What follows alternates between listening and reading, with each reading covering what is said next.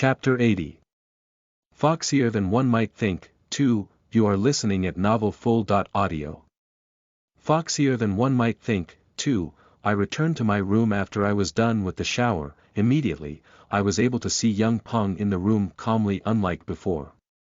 From the looks of it, he seemed rather stiff, but I believe that was due to the fatigue he was feeling from all the training he did. Master Young Peng.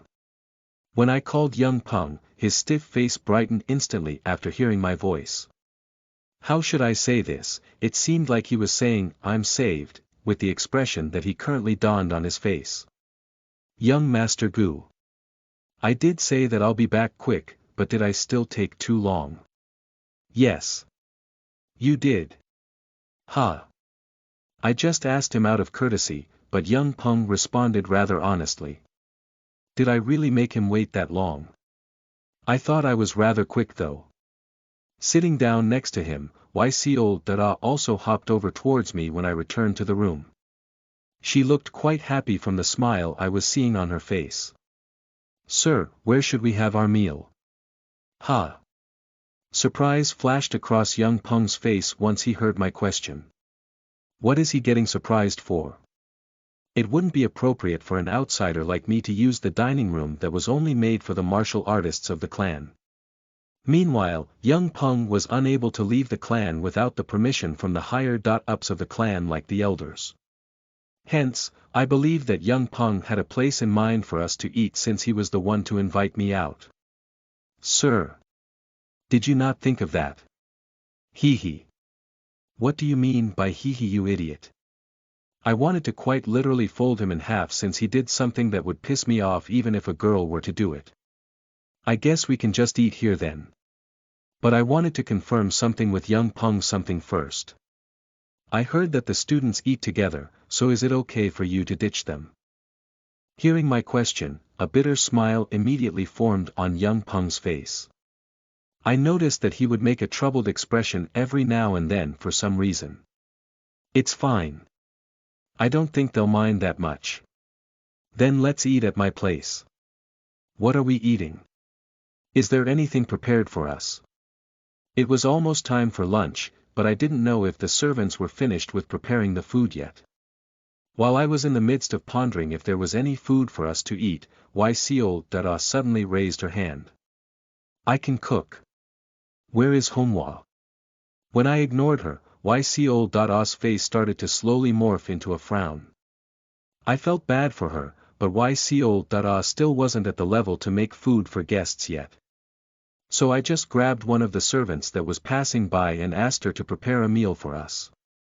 Since she told us that it won't take long for the food to get prepared, it seemed that they were already on the process of preparing it.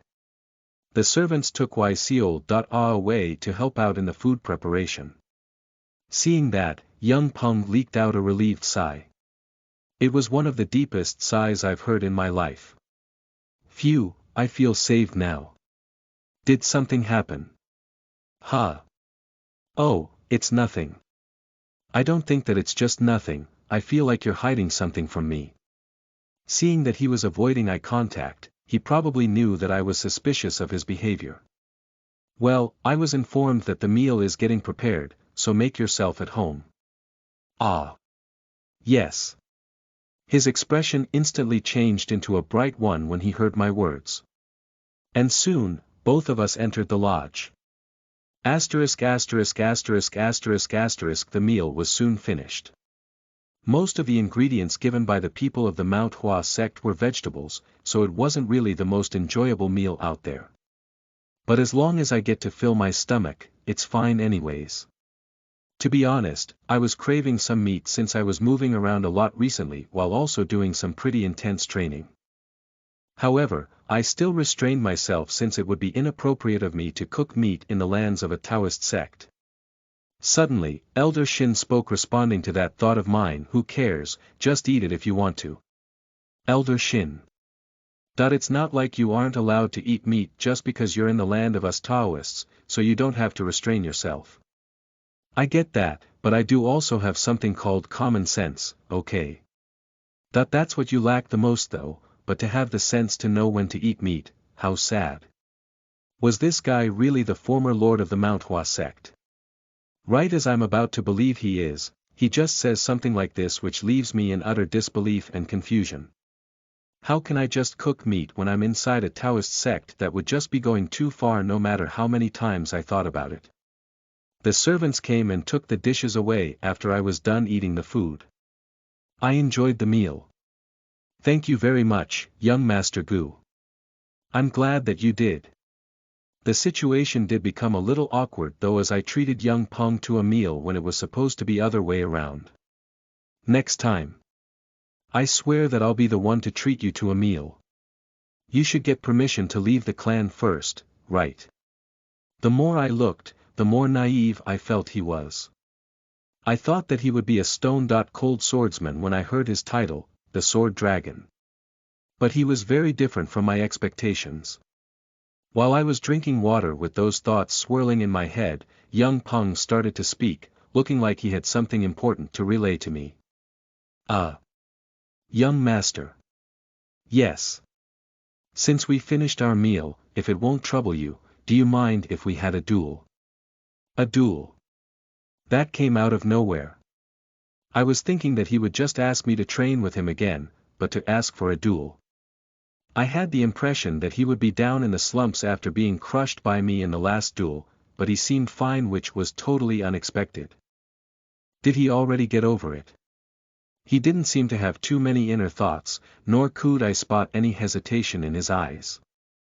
A duel, huh? I looked at my hand which was wrapped in bandages.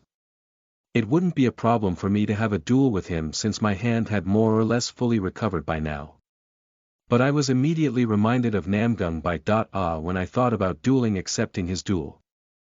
I thought that it would be problematic if Namgung by found out that I had a duel with young Peng as soon as I recovered.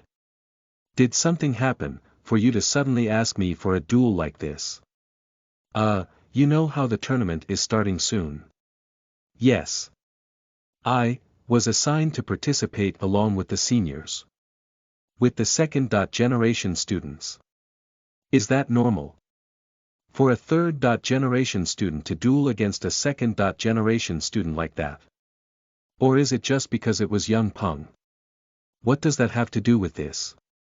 It's restricted for any of us to duel each other before the tournament. There was such a rule. Now that I thought about it clearly, I didn't spot any of the sect disciples sparring with each other in recent days. So you want to duel with me?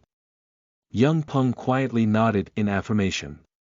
The notion that it was restricted for the students to duel with each other, but still be allowed to duel with an outsider seemed weird as hell to me. Though it's weirder for outsiders to visit the clan around this time too. So I was somewhat able to understand young Peng's reasoning behind this decision. He was a third-generation student, but they couldn't just unleash him in a field full of rabbits when he was a literal apex predator compared to the others of his generation. Although I could also see a problem with him competing alongside the second-generation disciples as well. I guess the Mount Hua sect will just take care of the consequences by themselves. Well. I can have a duel with you, yeah. Oh. Then. However, I can't do it today. Hearing my words, disappointment colored young Peng's face almost immediately. Let us do it next time as I have to go down to the streets. So, it would not be possible for me to have a duel with you, you see. This wasn't an excuse since I did have to take care of something down there. With a disappointed face, young Peng just told me that he would visit me soon and left the place. It seems like I will have to duel with him next time. It'll be a real hassle. After sending young Peng away, I brought along with me to the streets down the mountain. Last time around, I came here by myself as I was given a task by the celestial plum blossom, but this time I brought Muyan and with me as I was here for some personal reasons. Due to the tournament that was soon about to take place, Huayin City seemed quite a bit busier than usual. It really felt like I was looking at the streets of the territory of the Gu clan around the time of the Nine Dragons Day. I wasn't aware that other clans would also be like this. It was probably a bit different here, but I still believed that it would be pretty similar to that. Since the enjoyment that everyone got from seeing martial artists fight each other was pretty much the same no matter where you went. I started to navigate our way through the rowdy crowd alongside Ycol. Whose eyes were shining brightly. Watching the sight of the crowds, all filled with smiles and laughter full of joy and festivity, Elder Shin spoke up. Now that I look at it, the world has really changed. He sounded a bit emotional while saying that. You did live in a different generation after all. Elder Shin was active in a generation that was filled with endless war. Of course, that generation was brought to an end thanks to the heroes of the world, but the streets of that time probably didn't look even remotely similar to this. It's nice. You sound happy. Of course, this is the world we strived for, so how can I not be happy? I was able to understand Elder Shin's emotions. Since the total opposite happened to me. I walked along the roads for a while looking for the building I was searching for and then stopped all of a sudden. As I finally found the place I was searching for all this while. What did we come here for? Ycol. Asked with a chicken skewer in her hand. By the way, Million was the one to pay for that. In the middle of the building, there was the word Murim carved on it, which symbolized that this was a store that belonged to the Murim Alliance. It was a store that sold and bought the leathers and bones of the demons. I had a business to take care of in this store. Welcome. Inside the store, there were many kinds of leather and bones that were put on display. Most of the items looked like they came from the green and blue demons. Anything above that was being used by the members of the Murim Alliance themselves, so they wouldn't be selling them to the public. Oh, what brings a handsome young man to our store? A handsome young man. This guy was definitely a professional. He just blurted out a lie without even flinching for a second. Soon, I inquired about something from the owner. I came here to buy something, but I wanted to ask you something first. Ah, yes, please ask away.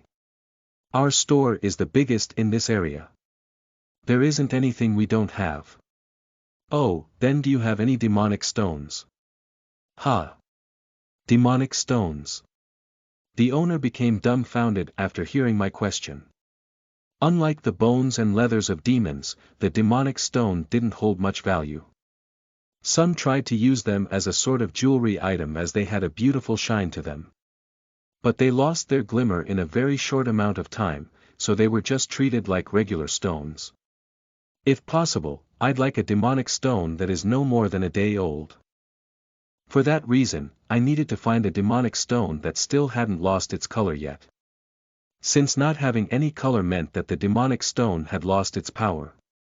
The owner seemed disappointed for a slight instant but then went back to his usual smiling face. Did he think that I was a customer that couldn't afford anything? Young master. Do you not have any? Yeah, not only are demonic stones rarely collected because of their demand being so low, but we are running low on demonic items because of the lack of appearance in demons recently. Lack of appearance in demons. They appeared way less to the point of it being strange starting this year. I could understand them not having any demonic stones, but the appearance of demons had really declined to such an extent. I never heard of anything like this back in Shangxi. It was actually a good thing for the region if the appearance of the demons had reduced in the surroundings. However, due to the sudden nature of their sharp decline in appearance, I was not able to take it as a positive sign. So, you don't have any demonic stones then, right? Well. We do have some, but if you are looking for the ones with color in them, then no, we don't have them. I understand. Young master, what about some leathers and bones? We recently got some quality. No, I'm good. As I had rejected his offer with a short and blunt response, I was able to hear the owner badmouthing me behind my back as I left the store. I didn't expect myself to find something I was looking for this easily anyways. Should I just pull one out from a demon myself? They always appear when I don't want them to, but don't when I look for them. Why are you looking for demonic stones anyway? I wanted to check something. Check what? The two chis that were mixed inside my body, and the mysterious beast that was holding them down.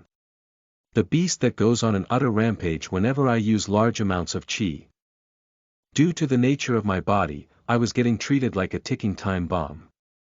As those different sets of qi could collide at any moment and make my body explode from the inside out.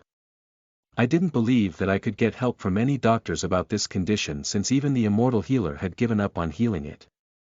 Besides, I didn't believe that it would be possible for my current body to withstand the collision of the two types of qi. To top it all off, I wasn't even able to train my body properly, since I couldn't handle too much training either. So I had to look for a solution to this problem. There was one particular thing that came to mind after speaking with the immortal healer, although I wasn't certain if it would work or not. Demonic qi. My demonic absorption ability that had followed me even after my regression. Is this damn thing suppressing the two types of qis inside of my body? That did make some sense, since I was still fine even though two different types of qi that didn't get along well with each other were swirling around inside of my body.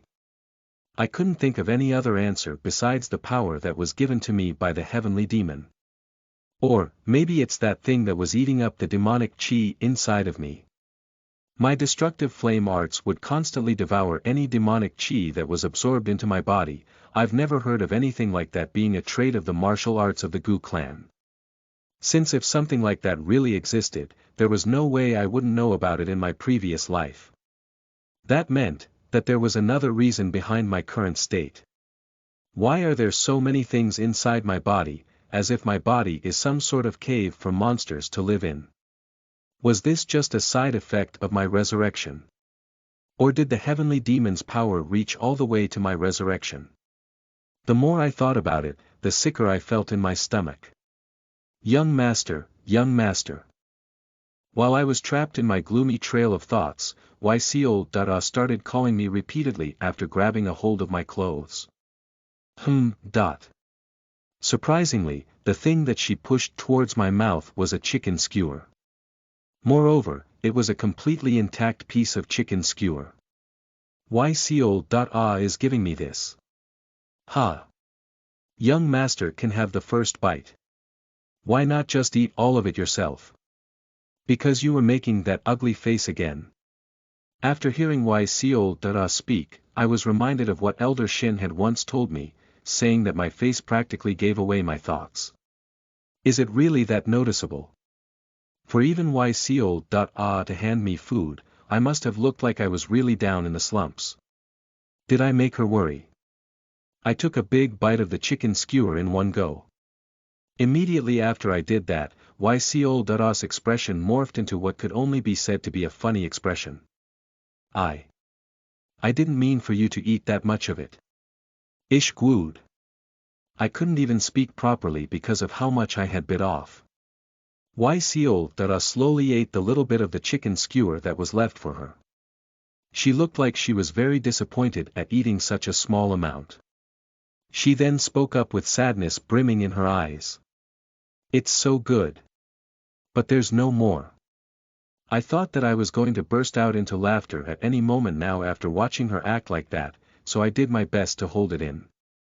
Since if I laughed right now, then everything that was in my mouth would burst out of my mouth with my laughter. Weirdly, something so insignificant was enough to put a rest to all of the complicated emotions in my mind and make me feel better. I wondered if it was due to the presence of YCO. Or if I had just changed after my resurrection. Want me to buy you another one? Really, yeah, let's get one more. After saying that, I brought YCO. Back to the place that was selling the skewers. I bought 2 of them this time. I wanted to eat one myself as well, since they were more delicious than I expected them to be. I asked Nguyen if he wanted to eat one too, but he denied my offer, saying that he had to be on the lookout. So I just walked around the streets with YCO. In tow while eating the chicken skewer in my hand. Oh, by the way, Nguyen paid for these skewers as well. Chapter 81. The Great Demon, 1, you are listening at novelfull.audio. The Great Demon, 1, I knew for a fact that there was more than just one store in Hua Yin that sold demon-related items, but I realized after looking around everywhere in the city that Searching for a demonic stone to buy right now was equivalent to trying to fish a star from the sky. No matter where I asked, I more or less received the same answer, that the appearance of demons had become much less frequent than before, along with the fact none of them collected demonic stones as they held next to no value. So in the end, I had to come back to Mount Hua empty-handed. I guess all I got from that trip was some chicken skewers. It was tasty, right? Yeah, it was. By the way, I paid Million back for the chicken skewers once we returned to the lodge. Although all I got in return was a face he made saying something like, "That's so unlike you though," which made me think for a second. Just how did I end up being treated like this? I should just not pay him back from the next time onwards. Do I just have to give up on the demonic stones for now? There would probably be some demons lurking in the mountains of Shangxi, so perhaps it was time to resort to that option. That was pretty much my last-ditch effort if the other options didn't yield any results. Gazing around the lodge, and noticing that something was lacking here, I couldn't help but ask. She's still not back. I was asking about Namgung by When I asked the servants, they just replied that they hadn't seen her come back to the lodgings. I heard that she had gone out to train quite a bit early in the morning, but it was about to be dinner time soon. I already knew about her love for training, but this still seemed longer than her usual training hours. Are you worried? No way. Why would I even worry about her? You were looking for her because she still hasn't come back and are curious if she ate anything or not, right? Doesn't that just mean that you are worried about her? Ahem. I let out a fake cough at those words. I couldn't just say that Elder Shin was wrong in thinking like that. While I was sitting down on the floor and resting for a bit, I saw Yseol approached me from the distance. From her attire, it seemed like she had been cooking dinner till now. What's up? Honghua sis asked me to ask you what you want to eat. What do I want to eat? The first thing that came to mind was dumplings, but it's not like they could just magically summon some dumplings out of nowhere in this place, so I just told her to make the same food as usual. She said that we also have fish. Oh, I'll have that then. K. She hopped away after our conversation ended. Soon, I also got up from the ground.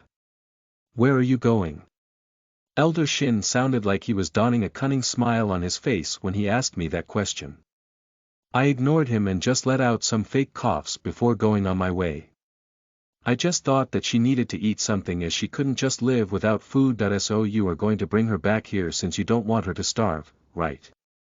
He's right, but why is it that I don't want to admit it? Maybe it was due to Elder Shin being the one speaking those lines. I stood up and immediately made my way to the mountain where she usually trained to look for Namgung by I still had a bit of time left until sunset. It was best for me to bring her back quickly since the meal was about to be ready soon. I can't believe I'm concerned about her. I didn't know why I was concerned about someone like her when she could just eat grass or whatever she wanted. I guess one excuse I could use in this situation was the fact that she looked like someone who would starve to death if I didn't forcefully feed her food in my previous life. That was a valid reason for me to be concerned about her right now, but that's not the only reason why I am doing this. I couldn't trick myself into thinking that no matter how hard I tried. After climbing the mountain for some time, I arrived at the place Namgung by I usually trained in. Swish. Swoosh. Expectedly, I was able to hear the sounds of sword swings. And I immediately knew that it was her since I was already familiar with her presence. Although I did notice that there was an additional presence other than Namgung by in there while climbing up the mountain towards that location. The second presence was also very familiar to me. Like yesterday, they were dueling with each other again. Swoosh. Ick. I heard the sounds of disappointment coming from someone after they noticed their wooden sword had only cut through empty air.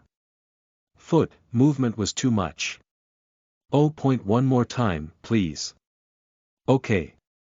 I walked through the terrain covered in bushes while listening to their voices. The scene was similar to the one I had seen yesterday. I could see Gu Ryunghwa stained with dirt from head to toe after having rolled all over the ground for a long time. While Namgung Bai was in a pristine condition, not having even broke a sweat yet. Gu Ryunghwa looked towards me after noticing my presence as I entered the scene. And once she noticed that it was me, she instantly furrowed her brows and frowned. Why are you here? How could she even say something like that to a person who just got here? I was just passing by. Then keep passing by. I just stopped because I saw a familiar face.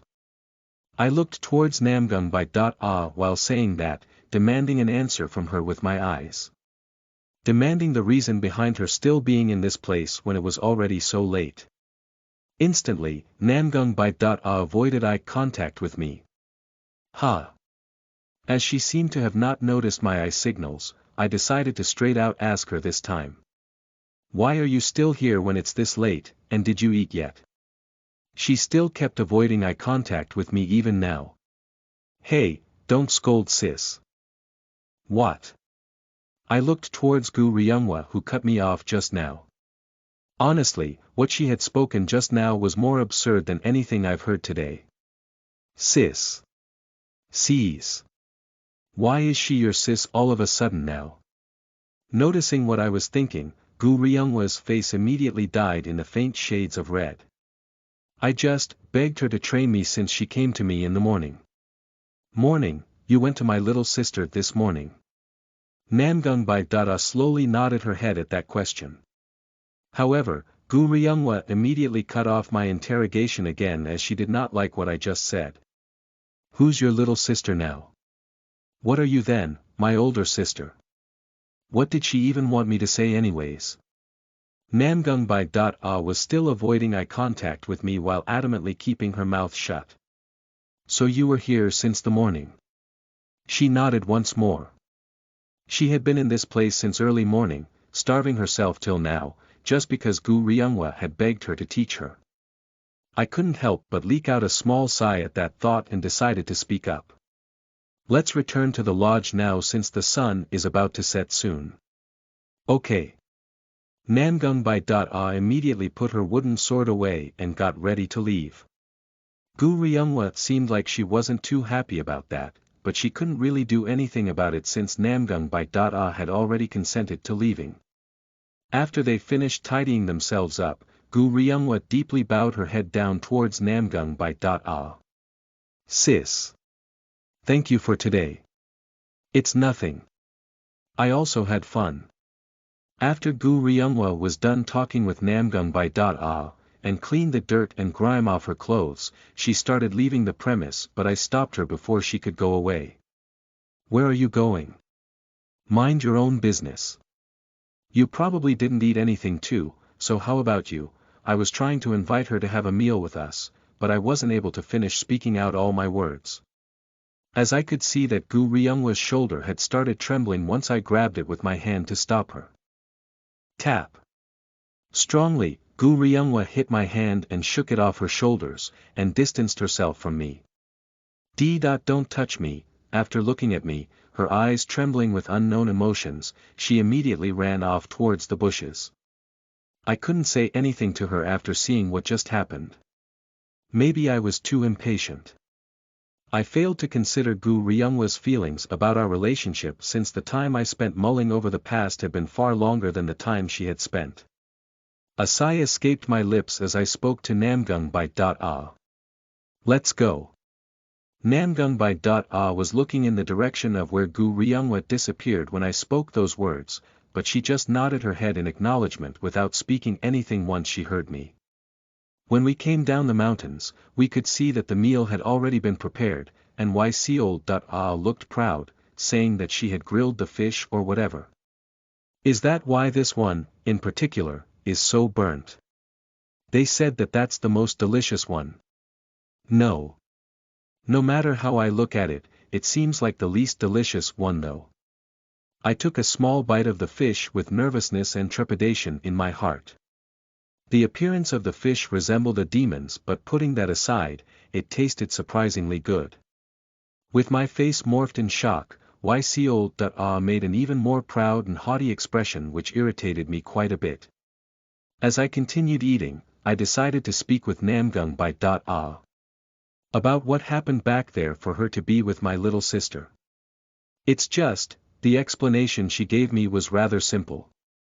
She was feeling bad for what happened between them yesterday. So, when Gu Ryungwa begged her to duel with her again, she relented to her request.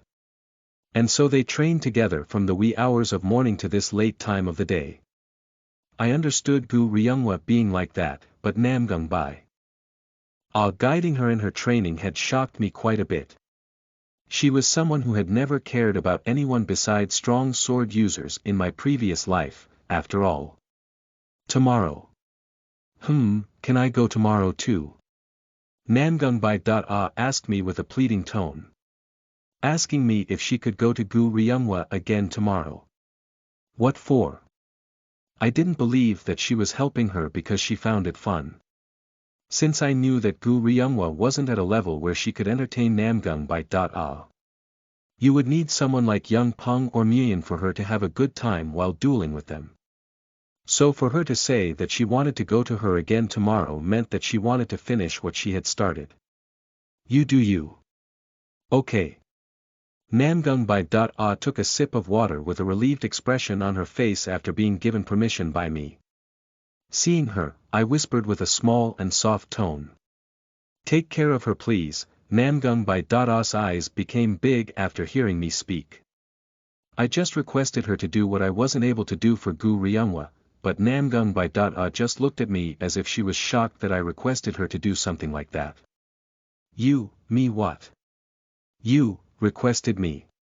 Then, I might as well try my best. No need to do your best. I stopped moving my chopsticks after feeling embarrassed for some reason. I couldn't help but not be embarrassed. As Namgung Bai was smiling right now. I had already seen her smile before, but it never failed to hit me hard. CGH. Cough. Because of the unexpected smile she threw towards me, some food had made its way to my windpipe. I quickly drank down a cup of water to gulp it down. I was also getting chills all over my body due to that smile of hers. Which showed how dangerous Namgung Bai's smile truly was. I got somewhat used to YCOL's smile by now, but I had a gut feeling that this one was going to take me a long while to get used to. Even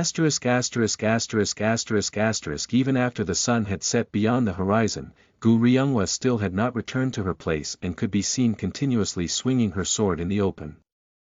Swish. Swish-whoosh.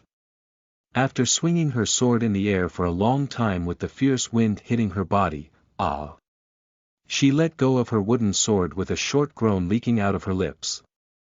Gu Ryungwa looked at her hand after dropping her sword. The hand grabbing the hilt had already ripped and teared, causing it to bleed continuously. It hurts, as she had been swinging her sword almost endlessly for the past few days, her sword hand reached its limit. But even so, Gu Ryungwa picked up her wooden sword once again not long after.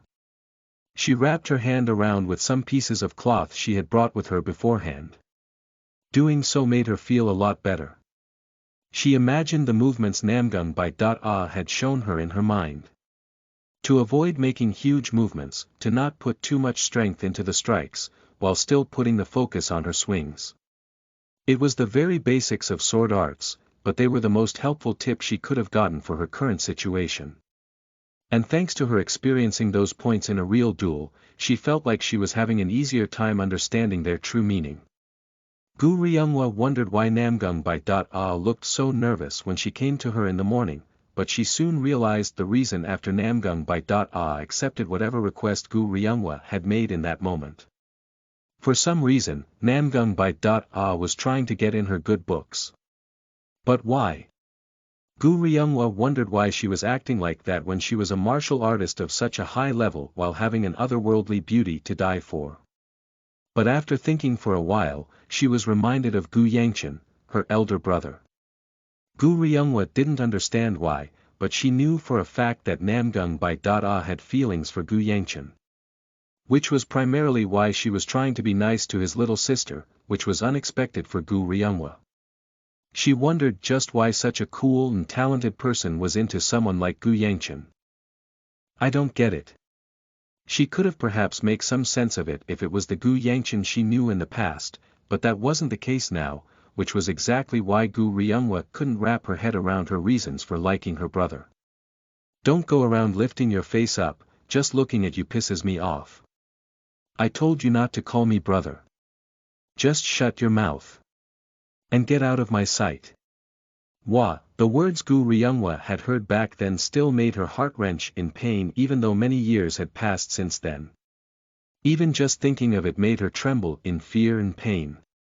After some time, she somehow managed to stop her tears and continued swinging her sword like her life depended on it. Why is he now, morning, you went to my little sister this morning. What are you then, my older sister? She ignored the pain that was ravaging her hand and continued swinging on and on. To get rid of Gu Yangchen's voice that was echoing in her mind without any signs of stopping anytime soon. She felt annoyed. Annoyed at how she was shaken by just the word, sister, coming out of that hideous boy's lips, making her run away from him. She hated how she still had hope in her heart that maybe she could go back to the life she once had in the past just because of that short moment. Don't forget Ryungwa. You need to blossom your own flowers. For her master that took care of her till now. And to relieve her with the knowledge that her student was able to blossom her own flowers before she breathed her last, Gu Ryungwa kept swinging her sword with unsurmountable determination under the illumination of the lonely moonlight. Chapter 82. The Great Demon, 2, you are listening at novelfull.audio. The Great Demon, 2, Russell Yahiljik read through the letters Beichong had delivered, one by one. Beichong knew that Yahiljik hated reading, so he put a summary of everything in the last letter. And Yahiljik, who knew that he would do that for him, simply skimmed through the letters, only paying real attention to the last letter. So, Yahiljik, after reading it, threw that letter next to Beichong. A kid from the Gu clan. Yes sir. Isn't the Gu clan the clan of that bastard? Yes sir, the Gu clan of Shangxi, is led by the Tiger Warrior. Get out of here with that Tiger Warrior bullshit. Yahiljik wondered who it was that could have killed his subordinates with fire, and had now found out that it was a blood relative of Gu clan. It made sense to him, as not many people used flame arts. Gu Qilan. Yahiljik smiled as he recalled that name. Gu Qilan was called the Tiger Warrior in the Orthodox faction, but he was known by a different name by the members of the unorthodox faction. The Flaming Demon. A brutal martial artist that burnt his opponents alive with fire. If you gathered every member of the unorthodox faction that had fallen to his flames, you would probably get a small mountain out of the corpses. And you're certain? Yes sir, I confirm that he visited the Mount Hua sect as a guest. Mount Hua sect huh, what business does a guy from the Gu clan have there? It was a very long trip to go from Shangxi to Mount Hua, located in Huayin of Shangxi province, so it was confusing, trying to deduce why the child of Gu Qilan had come all the way to Shangxi. I believe there is another person in Mount Hua who also has blood ties to the Gu clan, so it's likely because of that. Yahiljik thought he'd heard something like that before but forgot about it since it wasn't really important to him. Do you have any plans to capture him? Beichong couldn't answer Yahiljik's question. It was a very reckless thing to capture a blood relative of the Gu clan.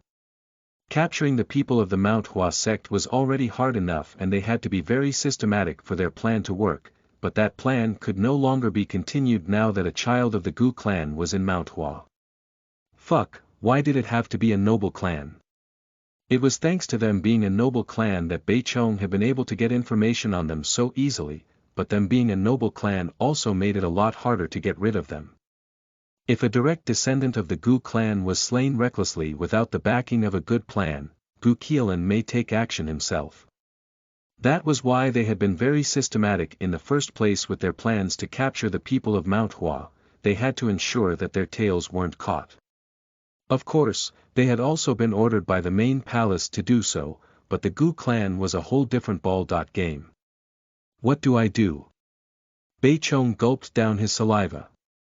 He had to find a way. Because if he couldn't, he knew that the pig monster that was in front of him might just slice his neck off. Yahiljik looked at Beichong as his laughter echoed throughout the cave. I was just joking, so don't look so sad. He then continued to laugh after uttering those words. Beichong clenched his fist because of the fact that Yahiljik forgot about how he had already sliced one of his arms off. This fucker, Beichong thought to himself. Putting aside the guy from the Gu clan, what about the immortal healer? About that. There is no assurance in this letter. You just wrote that he might be residing in the hut, Beichong.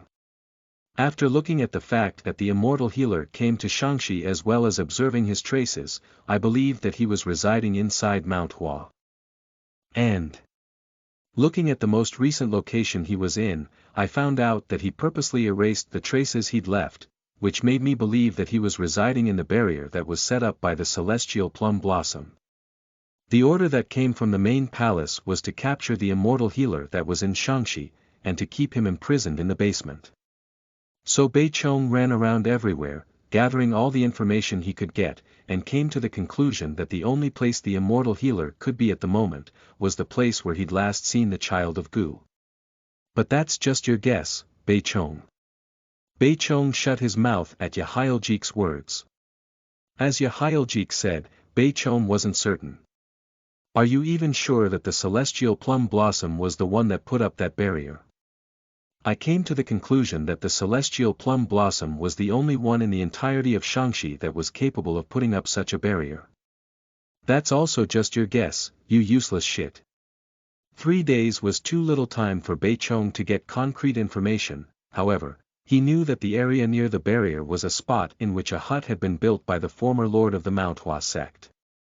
So it only made sense to him that the celestial plum blossom was the one that put up a barrier of that magnitude so close to the area in question.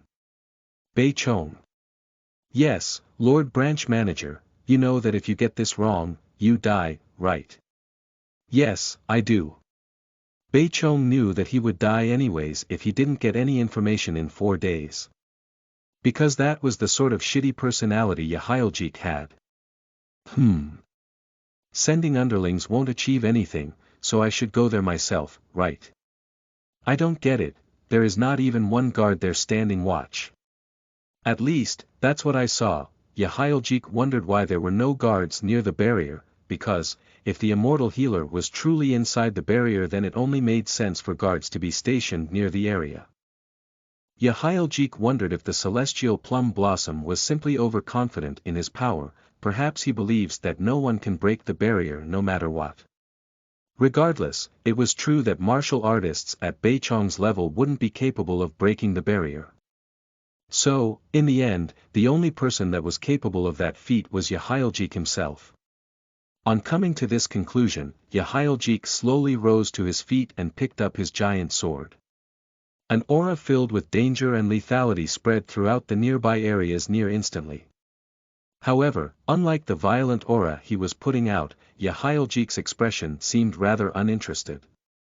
He didn't like complicated things.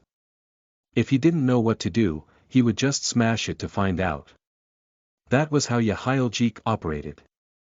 Beichong, after seeing his branch master's movements, spoke carefully. The celestial plum blossom might move right away, as soon as you break the barrier, Lord. Yahiljik frowned immediately after hearing those words. Fuck, what are you explaining more for? I just have to break through the barrier and capture that old man. Or do you think I'm incapable of understanding that? Or are you trying to order me around? Not at all, my lord. Yahiljik ate the last bite of a scorpion and then turned to Beichong. Tell the underlings to keep watch on those guys from the Gu clan. Ha! What are you trying to? We can't work here if we are scared of that little flaming tiger who isn't even a heavenly venerable. Yahiljik started laughing immediately afterward, as if he had found something funny. After his laughter had died down, he suddenly switched to a serious expression and leveled a stare at Beichong. Beichong shook in fear on seeing the darkness in his eyes. If I go there and there is nothing at that place, you know what'll happen, Beichong, right?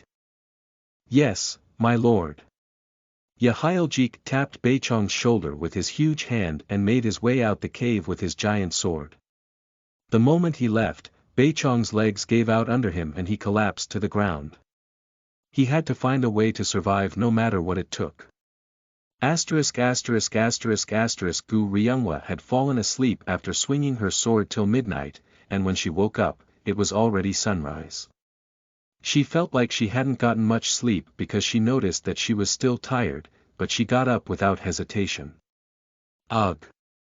As she tried to rise whilst using her hand as support, Gu Ryunghwa felt an ache run through the limb. Because she'd continued to swing her sword the previous day, neglecting her wound, her hand had dried blood on it now. She carefully washed her hand with water and wrapped a new cloth around her hand. The process was extremely painful, but Gu Ryunghwa persevered through the pain. After she was done wrapping her hand, she changed clothes.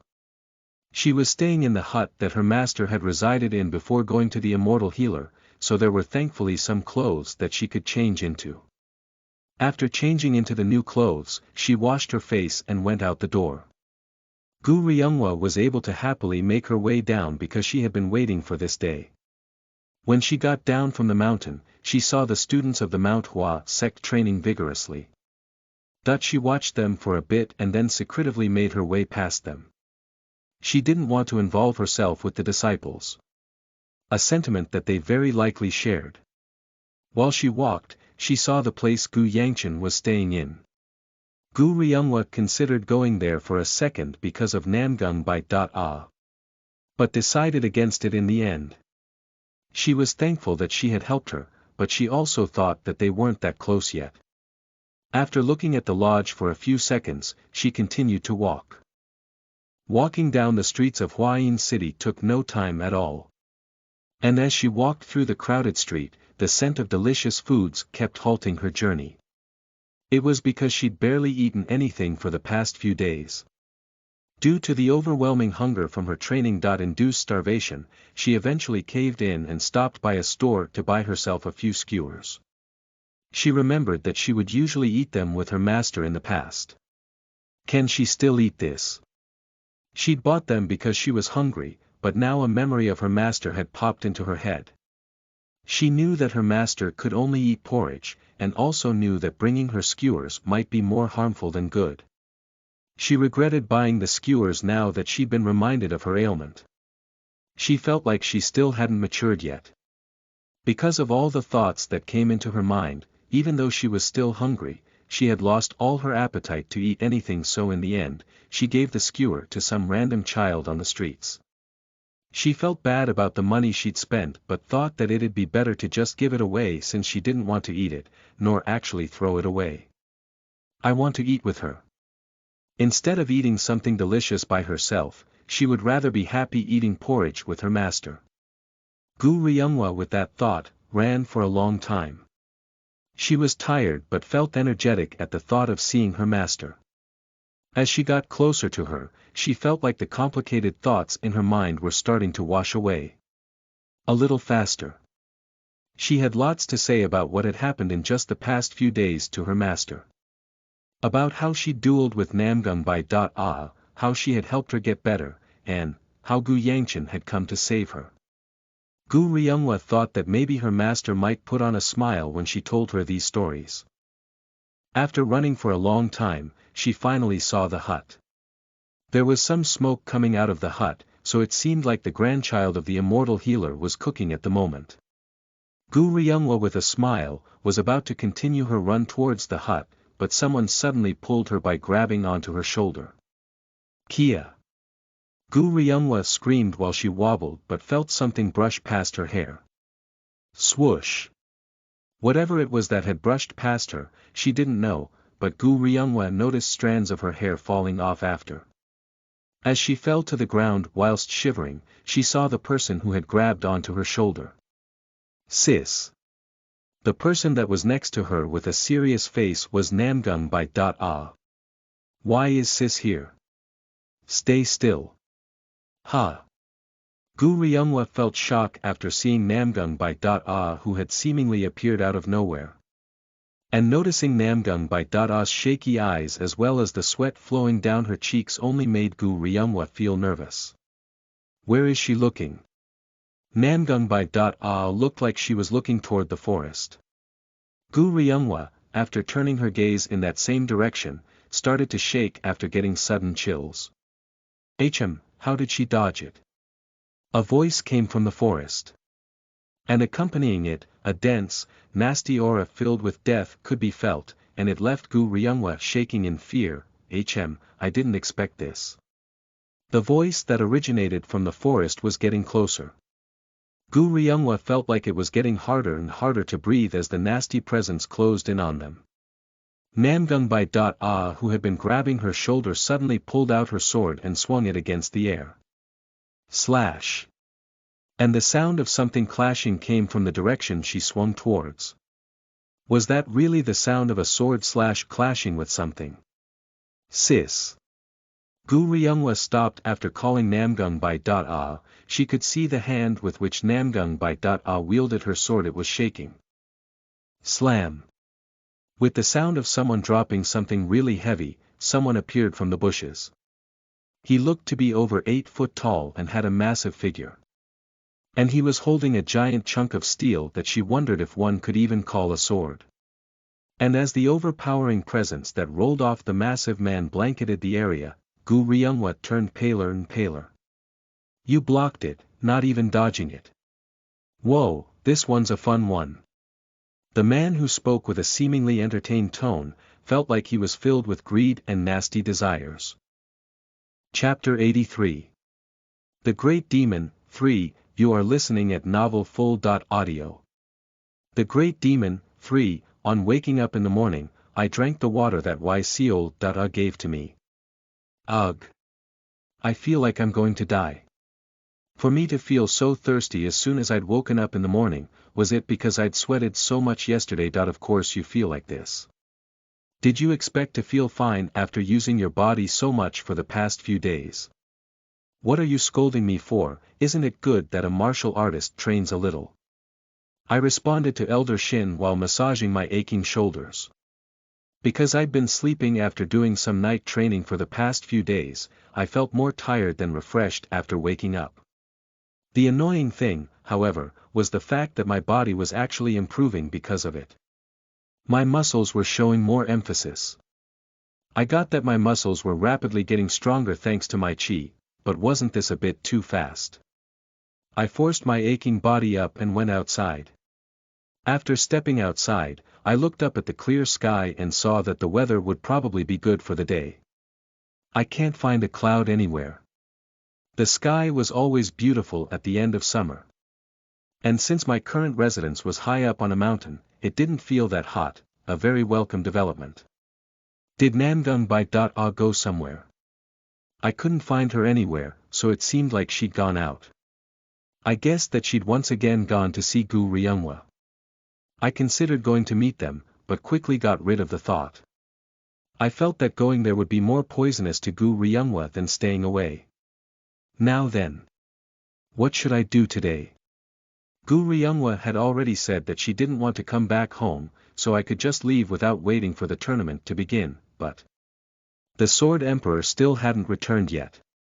It wasn't that I was worried about one of the heavenly venerables. I just felt that I couldn't just leave him here. Maybe I could go looking for some demonic stones since I couldn't find any yesterday. Since there are a bunch of mountains here, I feel like I can find one if I just search around. Or maybe I should just train more. For some reason, I felt like I trained more in the clans and sects I visited than when I was back at home. You're just training so much because the changes are noticeable to you. That much is true. I didn't want to admit it, but the Mount Hua sect's training regimen was definitely helping me improve. How should I put it? It felt like my muscles were slowly becoming larger thanks to their training. Although it felt like my mental state was dying as a result of it. So, are you gonna train today too? That's the plan, but I'll do that after finishing my due work. If I was to go back home before the tournament began, I felt like I had to visit the Plum Blossom Sword first, as she'd said she wanted to see me one more time before I left. Now was an ideal time to me, as I didn't have much to do today, and I felt that I shouldn't delay the matter any further. After returning inside and changing my clothes, I stepped out once again, caught sight of Yseol. Who seemed to be passing by and spoke to her. I'll be back after a bit. Are you going somewhere? I have some business to take care of. Can I come along? I didn't think that either Gu Ryunhwa or the immortal healer would like it if I brought someone with me. Plus, I wanted to seriously try to get something from Zhuge Hyuk this time around. I'll be going by myself today. Ah. Have a safe trip then, I'll be back with some skewers. Have a safe trip. I felt like she became much happier after I promised to get her skewers. Probably my mistake, right? What do I do? Namgung Bai Dada thought to herself whilst hiding her aching hand. She wanted nothing more than to cover her nose due to the overwhelming stench that she could perceive at the moment. But, putting aside that stench, she wondered what the nasty feeling surrounding the area was. Killing intent. It felt too nasty to be called chi, but at the same time, it felt different from killing intent. And then there was the giant that stood before her, wielding a huge chunk of metal that she wondered whether it could even be called a sword. And Namgung Bai Dada knew the moment she saw him, that she couldn't even dare to face him in a fight. She knew that just by feeling the nasty aura he was releasing, and the sword slash she had blocked instinctively. She could tell how strong he was just by feeling the impact of that clash. Her arms were still shaking from the impact, and it reinforced her speculation on how powerful he was. He was a martial artist that was at least at the peak realm, or higher. She wondered how long she would last if she fought him. She wasn't certain, but she knew that she wouldn't last that long. This is bad. Namgung Bai Dada had only come here because she had seen Gu Ryunhwa walk up to this place. She had been thinking of calling her at first, but then decided to quietly follow her because of the ominous sensation she'd felt. But she hadn't expected to be met with such a monstrosity. She wondered now, just whether or not her coming here was actually a good thing. She wasn't sure about it. Unlike Namgung Bai Dada whose eyes were shaking, the man continued to silently leer at her and Gu Ryunhwa. His gaze slowly traversed their bodies, moving from head to toe on each. As if he was observing them. Namgung Bai Dada had to hold in the feelings of nausea that had erupted due to the way he was staring so intensely at her, observing her from her head, eyes and nose, neckline, to her chest and down to her toes. And when he finally returned his gaze to Namgung Bai Dada's eyes, he spoke with a smile that gave them chills. Nice, nice. Where did such a pretty girl come from? Namgung Bai Dada felt goosebumps appear all over her after hearing his words, because she knew exactly what he was thinking of. If I had the time, I would taste you right here and now, but it's a shame, isn't it? That I'm a bit busy right now. He lifted the sword that had been stabbed into the ground and hefted it onto his shoulder. Even with the little movement he made, Namgung Bai Dada felt threatened and bit her lips. The man then spoke after looking at her. Even your scared expression makes you look absurdly beautiful. Seriously, where did such a beauty come from? I'm starting to feel hot because of it. You, who are you? Whoa, even your voice is nice.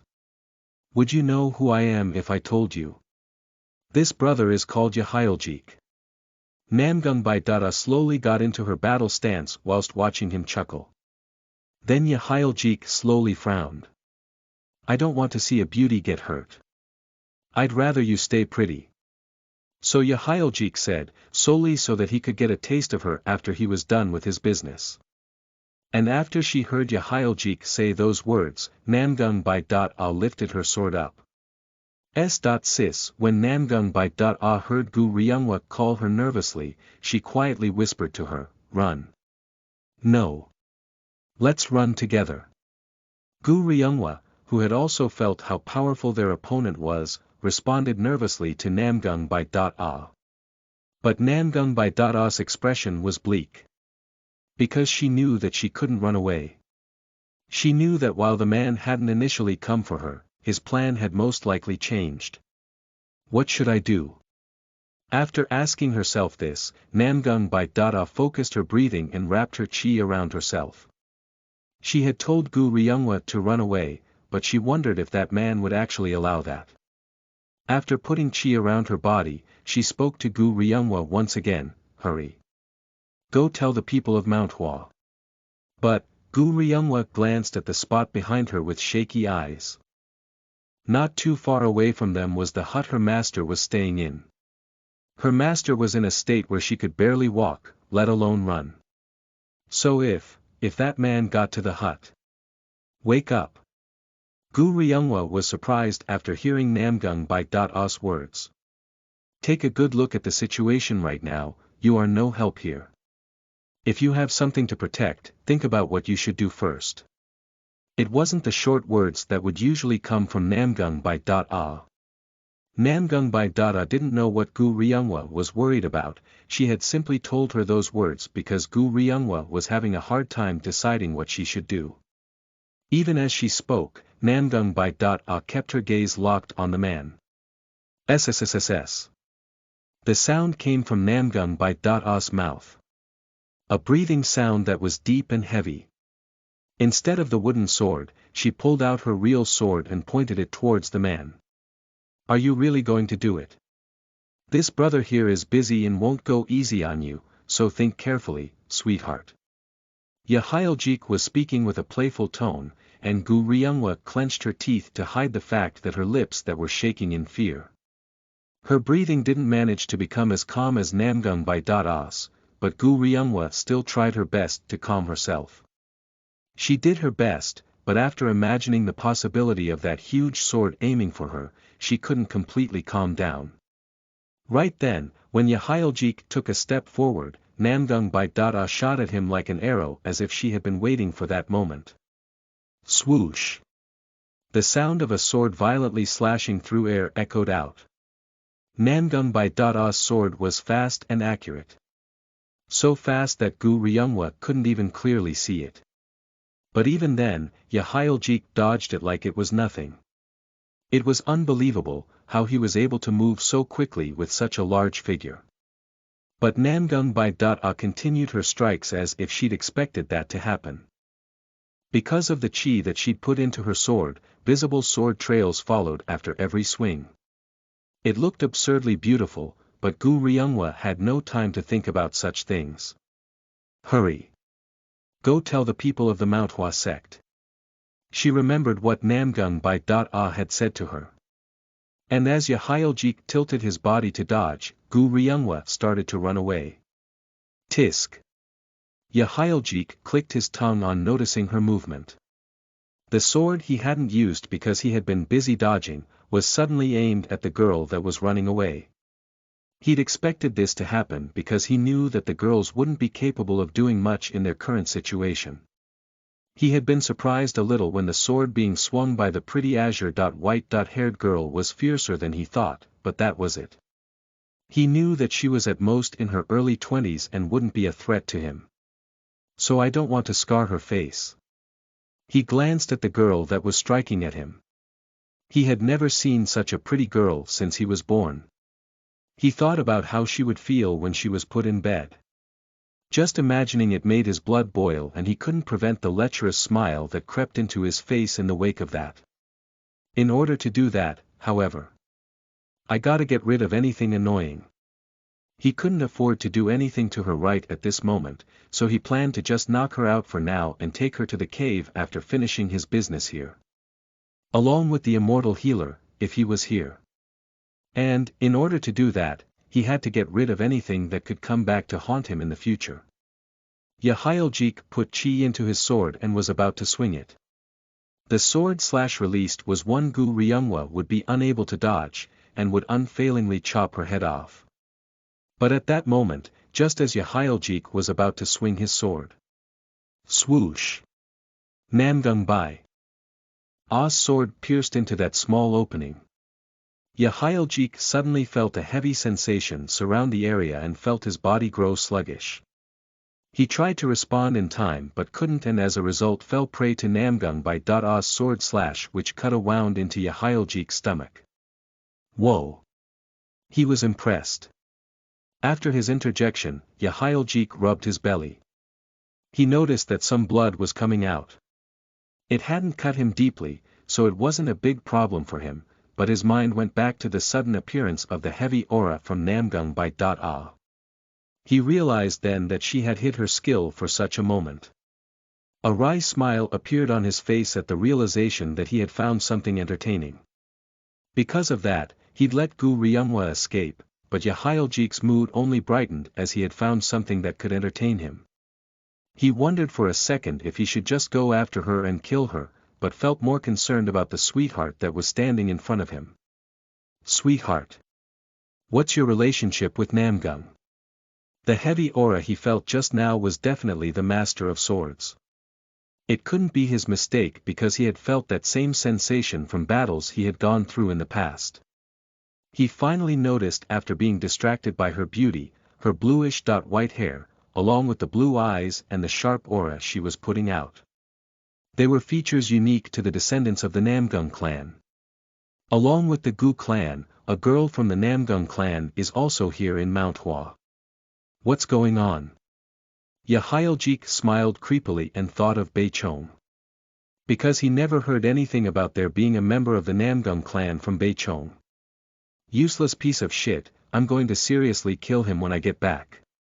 He had already been thinking of killing him after this because he didn't like how useless he was, but Yahyljik thought that maybe it was better to delay that. SSSSS. Along with her breathing, Namgung Bai. Ah's aura became denser. Because the one attack she had been hiding couldn't hit him accurately, she had to focus harder. She had to become even more serious now that she had been found out. How long can I last against him? While hiding her inner nervousness, she had been thinking of striking again, but felt an ominous sensation and instinctively held her sword up to block. She knew that it was too late for her to dodge. Slam! Following the huge impact, Namgung by Ah's body flew up in the air. Ugh! She was sent flying to a tree, and when she collided with it in full force, she groaned and fell to the ground. Oops, I didn't control my power there. Namgung by Ah vomited blood while Yahyljik spoke, barely managing to retain consciousness. What was that? She hadn't even been able to see how he attacked. Judging by how Yahyljik was shaking his hand, it seemed like he had attacked with his fist. A fist. She hadn't thought that he was a fist fighter, judging by the fact that he carried a sword around, and was now shocked that such an impact had come from just a fist. Ugh! Namgung by Ah groaned because of the sharp pain she suddenly felt in her left arm. It seemed like the arm was broken. Regardless, she struggled to rise to her feet the instant she felt Yahyljik slowly closing the distance between them. Yahyljik then asked whilst looking at her. Your face is still okay, right? Namgung by Ah bit her lips tightly on hearing Yahyljik's voice that didn't come from far. *********. I walked through the streets with my mind at ease. I had asked about demonic stones again to no avail, and then asked and the delicious skewer store closes. I asked so that I wouldn't be late in case I wanted to buy them again. Thankfully, they said they worked until night. I bought a skewer to fill my stomach and made my way to the hut the Plum Blossom Sword and the Immortal Healer were staying in. As I moved, I eventually left the streets and progressed into the forest. The way there was a bit hard to find, but I could recall the path, owing to the fact that I'd been there a couple of times already. The Immortal Healer will probably glare at me again if I go there. I was a bit hesitant about going because he always had an annoyed expression whenever I went there. I can't believe that you of all people are the one talking about annoyed expressions. You always butt in at times like these, huh?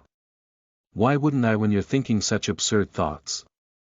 While I was conversing with Elder Shin, I saw someone desperately running my way from far away. Gu Ryumwa. It was surprisingly Gu Ryumwa, someone whom I'd thought was in the mountains of the Mount Hua sect at the moment. I'd thought she would be with Namgung by Ah. Did she already visit the hut then? But then, where is Namgung by Ah? While I thought to myself, Gu Ryungwa kept running at full speed, struggling to catch her breath as she ran. Just as her consciousness started to wane, our eyes met, and then Gu Ryungwa shouted as if she sounded like she was about to burst into tears. Brother. Ha! Brother. I felt like my mind had momentarily frozen the instant I heard her call me that. It was a word that I was hearing for the first time in decades from Gu Ryumwa. Why is she like this all of a sudden? Is she sick? Brother. Brother. Hey, what's going? Sis is. The moment I heard Gu Ryungwa's desperate cry, my mind instantly turned cold. Chapter 84. The Great Demon. 4. You are listening at novelfull.audio. The Great Demon. 4. Swish. The sounds of metal cutting through air echoed about. Swish, swish. The sword traced paths through the air with deadly precision. Empowered by chi, it left a trail wherever it was swung towards. The trails formed by the sword traces looked similar to flowing water. Fast, and yet colorful. The steps of the blue dragon, trained by the people of Namgung, helped their swordsmanship become stronger and faster. It was like looking at a dragon's flexible body movement. Namgung by Ah continued to use her clan art, the master of swords, as she swung her sword. Her chi was slowly running out, but she had no other options. How long had it been since she had been swinging her sword? It had probably only been a few minutes. But even so, Namgung by Ah felt that her body was reaching its limit. It felt like she had been swinging her sword for an entire day. The left arm that had broken earlier was caused her more pain whenever she moved, and because she wasn't used to real-life battles, her body felt stiff and didn't move as she wanted it to. I can't reach him. She wondered what the gap between herself and the man was. The only thing Yahiljik had done so far was dodge, he hadn't even used his weapon. She bit her lips in a bid to restore her waning consciousness. She bit it so hard that her lips started to bleed. Her chi was being gradually exhausted, and her sword was losing power along with it. The trails that were formed by the sword traces were also losing their light as well. Her sword was also getting slower as she got more and more exhausted. Yahiljik saw this opening and swung his arm at Namgung by Ah. With just this light attack of his, Namgung by was sent rolling across the earth. It seems like my little sweetheart here has never killed anyone. Namgung by struggled to so much as breathe as Yahiljik spoke. Then Yahiljik thought, while looking at Namgung by is she over 20? Judging by her smooth skin, she may or not be 20 years old. Whatever, it didn't matter to him. Because however old she was didn't matter since she had such a beautiful face and body, which just made it obvious that she would be delicious. He was just a little surprised.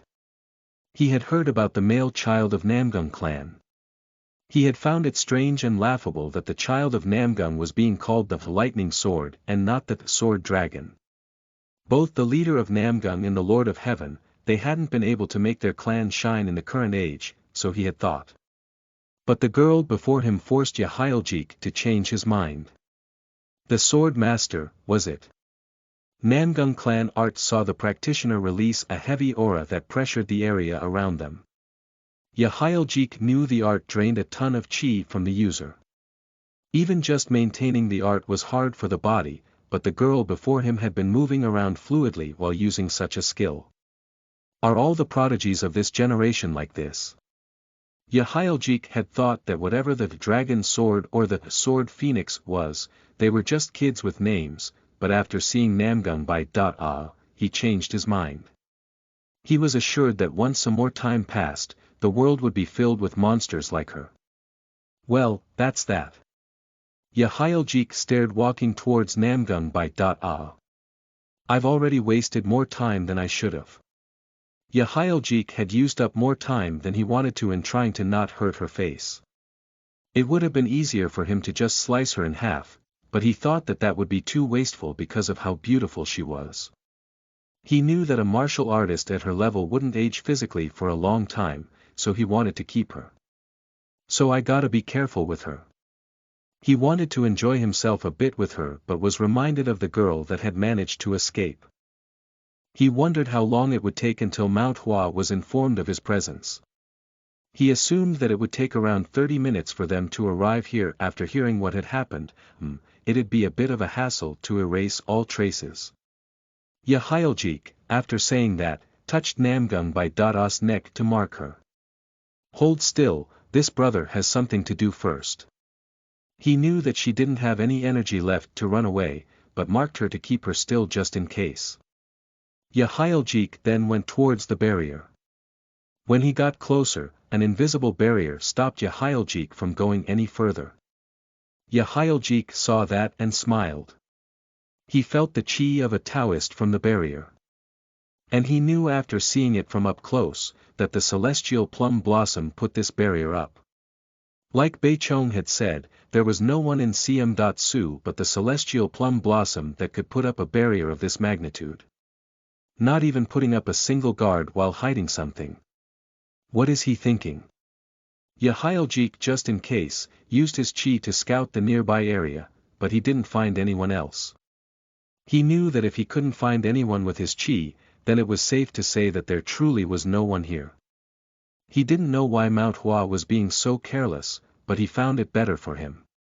If the immortal healer was here, that is. I guess I'll find out once I smash through it. To find out if the immortal healer was here or not, all he had to do was break through the barrier. He gradually infused chi into his giant sword.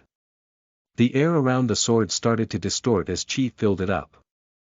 Namgung Bai Dada, after seeing that, gasped.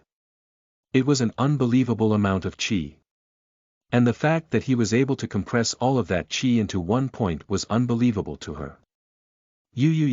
Because of the mark, Namgung Bai Dada couldn't even let her voice out. Namgung Bai Dada would have tried to use her chi to escape, but she was out already and so couldn't. She had been successful in letting Gu Ryunghwa escape, but she didn't know when backup would come. At this rate, she knew she was doomed. She knew that that man wanted her. No matter how na.ve Namgung Bai Dada was, she knew that if she was taken away by that man, bad things would happen to her. How can I? She didn't want to be taken away. Namgung Bai Dada remembered when Yahyljik had brushed her cheek with his hand earlier when she was tired. It had felt disgusting and sickening.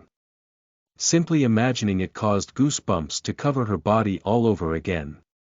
That was how it felt to be touched by that man. Unlike the other man. Namgung Bai Dada was disappointed in herself because of the thought she suddenly had. Even at a time like this. She was disappointed that that was what was in her head when she was in such a situation. She was thinking of someone else when she didn't even know what would happen to her. Please, Namgung Bai Dada tried everything to escape his mark, but it was impossible for her to because she was out of chi. But even so, she continued to struggle. She knew that any more would permanently damage her body, but she had something that was more important to her. Namgung Bai Dada couldn't stop after thinking that she might not be able to be with the man she was thinking of anymore. When she was about to use more strength to try to escape the mark while persevering through the pain. Don't be so reckless. Namgung Bai Dada stopped the instant she heard that voice.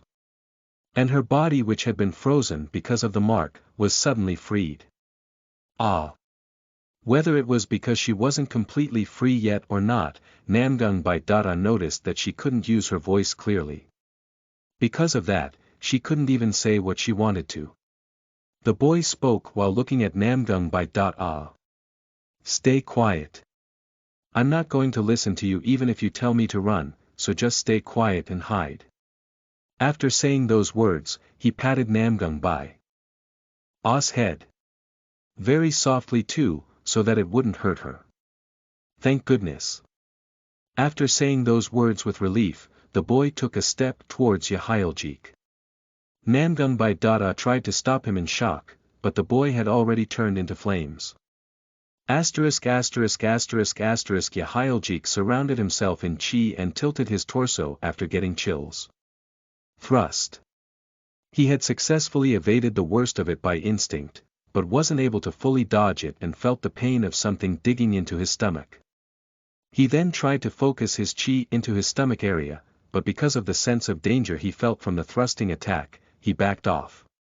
Utilizing the momentum of the impact of the thrust, Yahyaljeek slid away. Skid. His feet let out a rough sound as he slid along the grass. Tui. After Yahyaljeek stopped skidding, he spit out some blood on the ground. He knew that he was a bit late on putting chi into his stomach, but the spot he was attacked in was shaking. He smelled something burning from his belly. Yahyaljeek cast his infuriated gaze onto the person that had attacked him. Along with his shaky stomach, Yahyaljeek began to smile. "You little shit, Blaze." On seeing the flames that engulfed the nearby area, Yahyaljeek immediately knew who he was up against. "I was thinking of visiting the young master soon, but you decided to come to me yourself, huh?" Yahyaljeek had planned to find his location by sending his underlings, but he had chosen to appear in front of Yahyaljeek by himself. Along with the blazing flames that surrounded his body. "Are you done introducing yourself?" As if he was proving to everyone that he was a blood relative of Gu. He looked just like the flaming demon that dominated the battlefields in the past. A direct descendant is true blood after all. Yahyaljeek became more serious after thinking those words. He looked younger than he'd expected.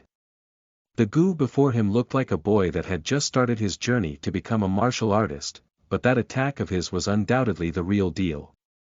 Yahyaljeek had tried earlier to scout the area with his chi earlier and hadn't found any presence. Which meant that the boy before him had hidden his chi on purpose in readiness for this surprise attack. He had hidden his chi so well that Yahyaljeek wasn't able to notice him. "There are more monsters than I thought, huh?" The sweetheart from earlier was one thing, but Yahyaljeek knew that the boy standing in front of him was easily a rank above her.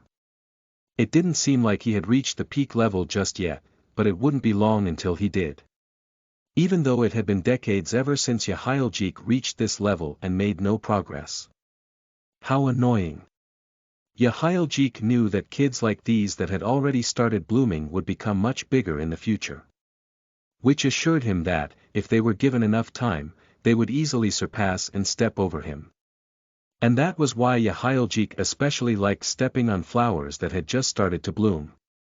Stepping on them early on in their lives so that they couldn't grow in the first place. Yahyaljeek, because of that, especially felt the need to step on the boy that was standing in front of him because of the light he was showing. The problem was that it wasn't very good timing. "I wanted to be done with this already. TSK. Yahyaljeek wanted to slowly and painfully step on the son of Gu, but he didn't have much time to spare and so had to give him a quick death. It was disappointing for him, but it had to be done. Yahyaljeek grabbed his great sword and got into his battle stance. He had let the boy get one on him because he let his guard down, but his opponent was just a young prodigy. So Yahyaljeek thought that it'd be fine as long as he didn't let his guard down. What the? Where did the flames that were lingering in front of him had suddenly disappeared? There was no way that such brightly blazing flames could disappear so fast. Yahyaljeek quickly used his chi to find the boy's location. When he found his location, Yahyaljeek immediately swung his sword. Because the boy was behind him. Swish.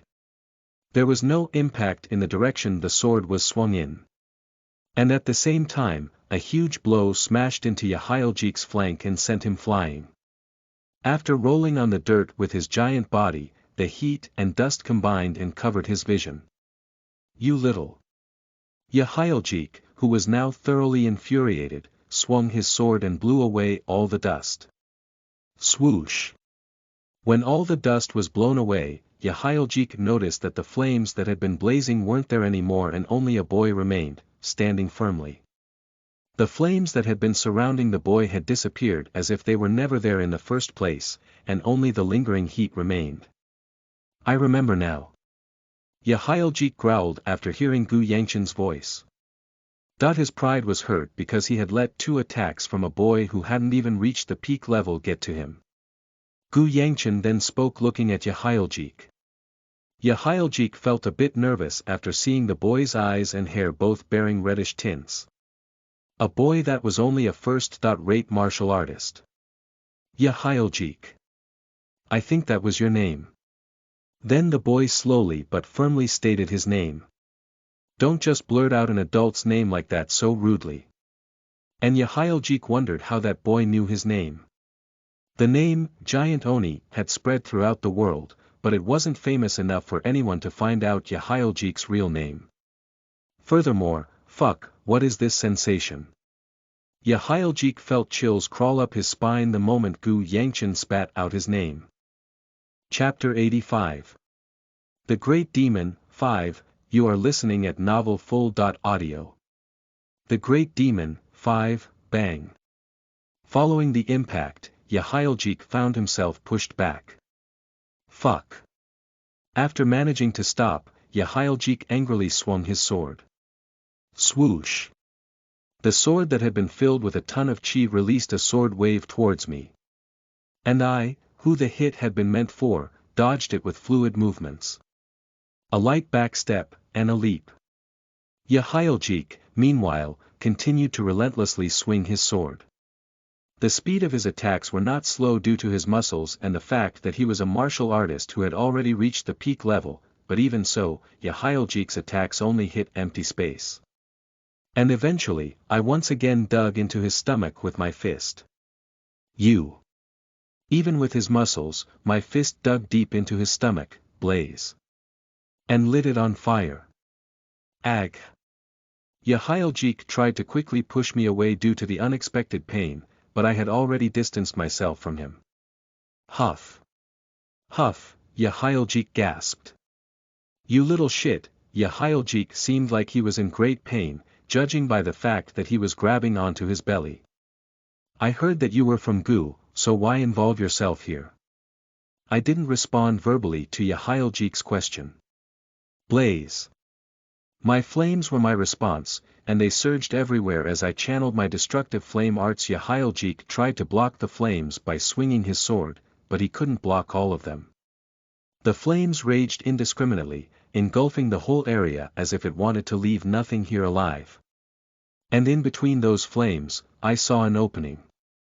I reached my arm out through a gap in the engulfing flames and grabbed Yahyaljeek's neck. And then I engulfed my hand in flames, intending to burn his head in it. But Yahyaljeek reacted quickly and with a burst of chi, broke my hold and created some distance between us. On creating the gap, Yahyaljeek rubbed his neck with his hand because of the burning sensation he felt. Huff. Because I had stayed in the middle of flames for so long, my body was now smoking. I missed it. Calm down. I heard Elder Shin urgently repeating those words in my head. But I am calm. That I can feel how angry you are on the inside, so what do you mean by calm? Weird. I could have sworn that I was still calm. I was just disappointed. I could still felt the sensation of his neck in my hand. I should have burned him there, but it seemed like he had more to offer than I'd thought. Yahyaljeek. That was the name of the man warily observing me with a great sword in hand. I knew who he was. He was a man who belonged in one of the armies of the heavenly demon, a company leader to be precise. A demonic human who had had one of his eyes and his mouth covered with an eye patch and a mask. Unlike the growling appearance like he was currently showing, however, in my memories he was a man that seemed like a corpse that simply followed his master's commands. He seemed a lot different now to what I remembered. He was from the Black Palace. I had never really cared about the demonic humans' pasts. Because I'd been busy with my own life and wasn't interested in others. I shook my hand. Namgung Bai. When I glanced at the spot Namgung Bai. Had been laying at, I saw that she had already thankfully run away, as I couldn't see her. When I'd first got here, I saw Namgung by Ah was on the ground. And that image had reminded me of the last moments I'd had with the demonic sword. I was forced to remember that memory, the memory of me holding her in my arms, unable to do anything as her last breath slipped away. And, if I had come just a little later, then I might have had to relive that memory. Blaze. As if responding to my emotions, my chi surged wildly and the blaze that surrounded my body grew larger and fiercer in tandem. Kid. I took a step towards Yahyaljeek and revolved my destructive flame arts at great speeds. Strength flowed into my feet as I rushed forward, and my flames blazed indiscriminately following my movements. The great sword being swung by Yahyaljeek was fast. Because he was a peak-level martial artist who had properly built up his muscles, he could swing the heavy sword at great speeds. To match that I increased my speeds by empowering my body with my chi, and then blocked his vision with flames. Yahyaljeek continued to swing his sword, thinking that flames wouldn't be enough to stop him, but his poor movements with his sword gave me many openings. And, even if there were no openings, I just had to make some. A light cut appeared on my body as I moved. But I could give him that much. Thrust. Ugh. Since it was hard for me to break his arm or legs due to the heavy muscles, I focused my attacks on one area, calm, down. His sword brushed my clothes, but as a result, his flank was left open, and I struck it with a flaming fist. Cough. Yahyaljeek wobbled heavily. Not missing that, I kicked his leg to trip him. With a thud, he dropped down to one knee. He tried to push me away with his arm, but my fist came first. Pow! His thick neck twisted. I didn't stop, however, and struck once more. Pow! After being hit twice, Yahyaljeek's eyes turned a dangerous shade of red. And in a last-ditch effort to gain distance, he released his chi once again. Why don't you, swoosh? Following the release of his chi wave, my body was pushed away. There wasn't any damage done, however, as it had only been done to gain some breathing room. I brushed the dust off my body and returned my gaze to Yahyaljeek. How long? I was asking about my chi. Elder Shin didn't respond. Because of how recklessly I'd been using my chi, it seemed like I didn't have much left. After Yahyaljeek got back to his feet, he spat something out. It was a tooth, and accompanying it was the blood that had accumulated in his mouth. Yahyaljeek, currently feeling like his pride had been trampled upon, was thoroughly infuriated. He had been beaten down by a mere kid. The great Oni, Yahyaljeek himself. What kind of bullshit is this? Grind. He clenched his teeth so hard that a grinding sound echoed out. And then he grabbed the hilt of his sword. He knew he didn't have much time left, but even so, he wanted the kid in front of him dead, no matter the cost. The immortal healer or the Namgung girl. Neither of them mattered to him any longer. Yahyaljeek focused his chi into his feet and then leapt, charging straight at the kid. When I saw him charging at me, I engulfed my body in flames once again. I felt a sudden pain in my abdomen, but I ignored it. For some reason, I suddenly felt out of place, as if there was a fog in my head. But I couldn't pay attention to that yet, I had to focus on breaking the thing that was charging at me first. I pushed away the sword that was aiming at my head with flames. And when he slowed down, I went for his solar plexus. It seemed like punch dug in deep, as I felt the sensation of bones breaking. Yahyaljeek vomited out blood afterwards. He tried to grab me with his huge hands, so I struck again and pushed him away. The flames that surrounded the area were gradually becoming wilder. And along with it, the pain I felt in my abdomen was increasing. The pain I was feeling right now was similar to the pain I had felt back when I was making my way to Mount Hua. Back then, I hadn't even been able to breathe and had fainted, but at the moment, I found that I could still freely move my body. I wondered what the difference was. I didn't know, but I took it as a good thing, as I currently had no problems moving my body. Hey! My eyes slightly widened after hearing the voice that came from within my head. Elder Shin. For a second I thought it was Elder Shin who had been quiet for a while now. Since the only person that should have been able to talk in my head was Elder Shin. Eat it. But it wasn't Elder Shin. It sounded like a child, but at the same time, sounded like an old man who had lived a long life. The pain I'd been feeling from every inch of my body disappeared the instant the voice appeared, hungry. The voice was soft. I wanted to ask who it was, but I couldn't. Because I blacked out. Namgung by had hidden herself away, and was currently leaning on a tree. She couldn't move because of the mark draining her energy, one of her arms was broken, and she had no chi left in her. But even then, I have to go help him. To Namgung by Gu Yangchen was strong.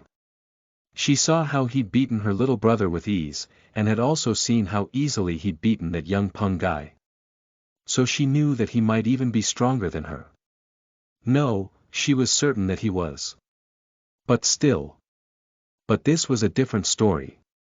Judging by the stench she smelled from the giant and the ominous aura he put out, he wasn't someone who Gu Yangchen could beat.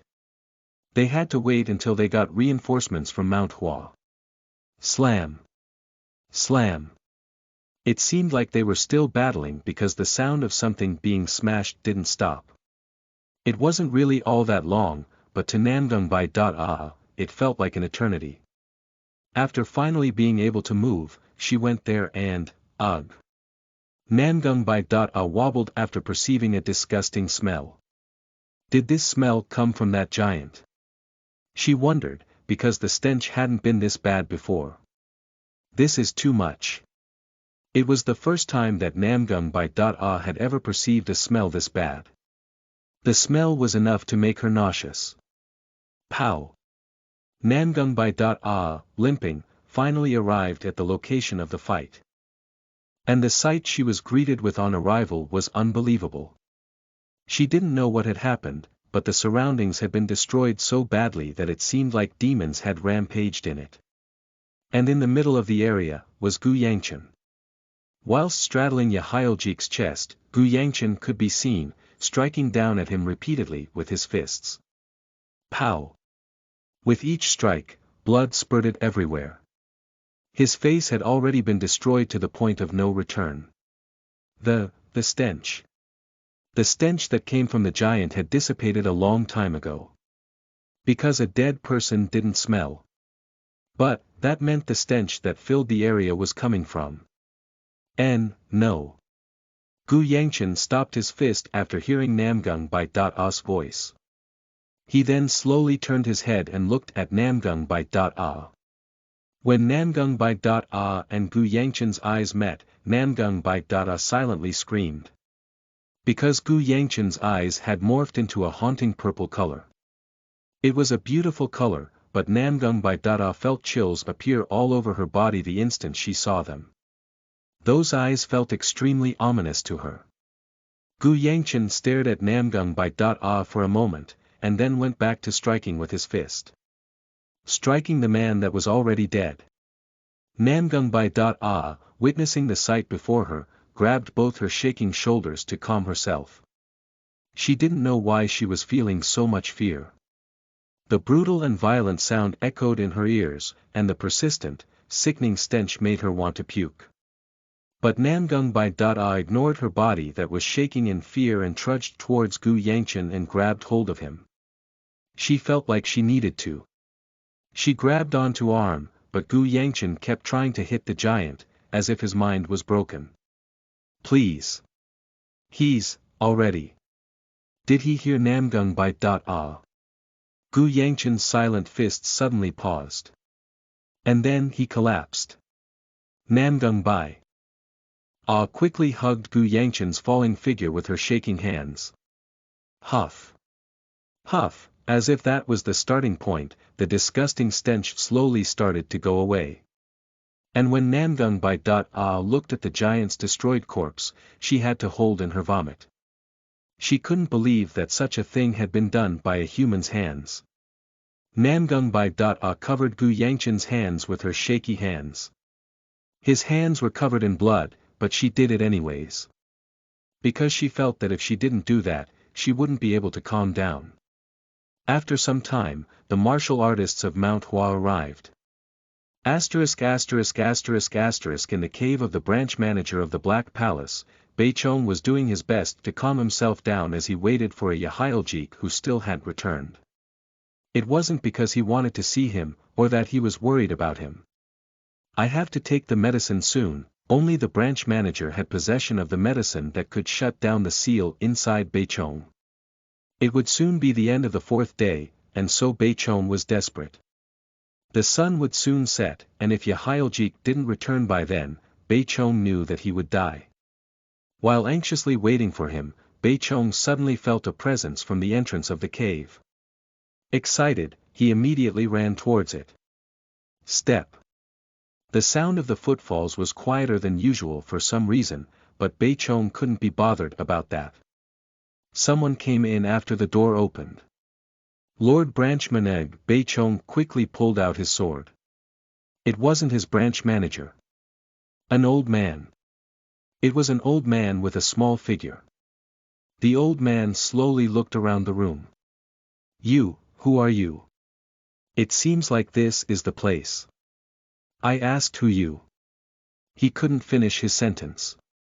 Because Beichong suddenly felt his vision shift, all of a sudden, he was looking at the ground. The head that had been shouting at the old man had been sliced off and was now rolling on the floor. The old man wasn't holding a sword.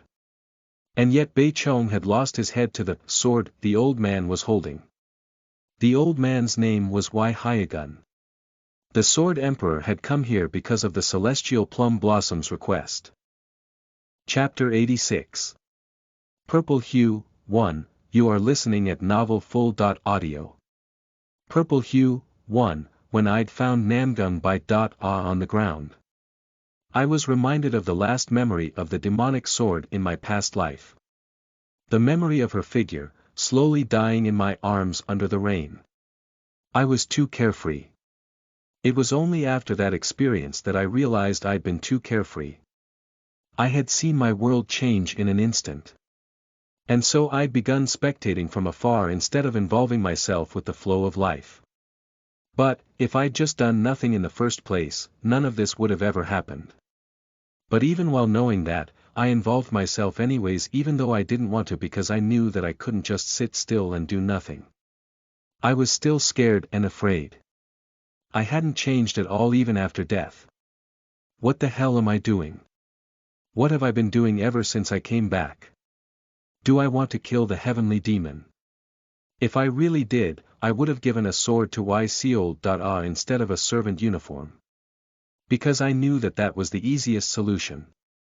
But, even while knowing that, what have I been doing instead this entire time? I watched the Sword Emperor watch over Seol with a smile, thinking that he had a plan. Even though I knew that all he wanted was for Seol to never wield a sword. And what have I gained from this sad excuse? I was able to see her smile, a smile that I'd never seen from Seol in my past life. The hand I couldn't hold before was now next to me and gave me warmth as if it was trying to tell me to hold on to it. The hand I should have let go of was now next to me. The arms were now open as if welcoming me into their embrace. But, did I honestly deserve to be in those arms?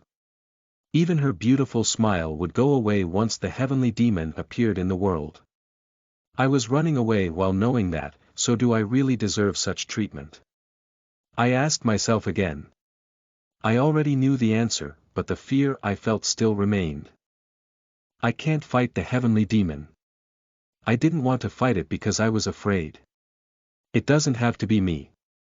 That was the excuse I gave myself so that I could continue having an easy life. I'd been living a carefree life because of that one sad excuse even though I'd committed so many sins and murders in my previous life. I tried to convince myself with the thought that, since I'd already died once, I could take it easy and have a happy life, but I already knew what would happen, and so I suffered. I kept running away. I trained at night, but I didn't really have a goal for why I did. I kept reminding myself of how I would run away when the time came. I kept trying to convince myself that it was enough, that I didn't need to do any more. So, are you satisfied? But out of nowhere, an unknown voice asked me, just with that, are you satisfied right now? No, nothing. I had nothing in me. This place still felt like the dream I felt on my first day. A clear but dim dream that I couldn't wake up from. That was how I'd felt, but I still had to think about my responsibilities. I had to think of hundreds of excuses that I could give myself. And I had to take responsibility for the events that would occur in the future. If I didn't want to wield a sword, someone else had to wield it. Furthermore, if Namgung ever wanted to leave me, I had to let her go. Even though she was my fiancée, I had many excuses to separate myself from her. But even so, I can't let go. Because of my pathetic selfishness, I kept hoping that she wouldn't leave me. And so, I had to take responsibility alone for all the burdens that had stacked up around me. I couldn't afford to just run and hide anymore. So if I couldn't let go of anything and didn't want to lose anything, I had to wake up from this dream. Oh. It was a new ceiling. An unfamiliar ceiling came into view when I opened my eyes. You woke up. And along with it the sight of an old man with white hair that spread everywhere. It was the immortal healer. I couldn't believe that the first person I saw after waking up was the immortal healer, and as I was about to move my body in shock. Ugh! I screamed at the sudden ache that tore through my body. It was so painful to the point that I almost tore up. Geez, do you not know what being careful is? Wah! What happened? It felt as if someone had bitten off a part from each of my bones. The pain was so much that it was indescribable. As I continued struggling with pain, I tried to recall the last thing that happened before I lost consciousness. It seems like everything went well, so don't worry. The immortal healer told me the answer after reading my expression. How did I lose consciousness, and what about Yahyljik? And what about Namgung what about the girl that was?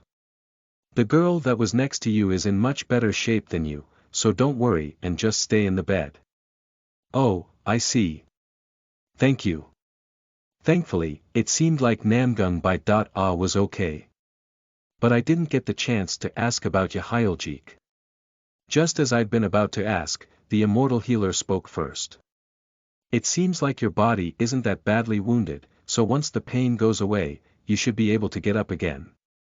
Thank you, even though I told you that you might die if you used too much chi, you drained all of it anyways. Oh. I swear kids these days think that they are invincible or something. I don't know why they are so reckless when their lives end with just one stab of a knife. I put on a bitter smile at the immortal healer's words. As he said, I was too reckless after I lost my mind. I really wasn't in the right mind back there. I think I'd used up all of it without worrying about the consequences. I probably had other options, but for some reason, I couldn't calm myself down back then. Even though Namgung was on the ground. And, why did I lose consciousness?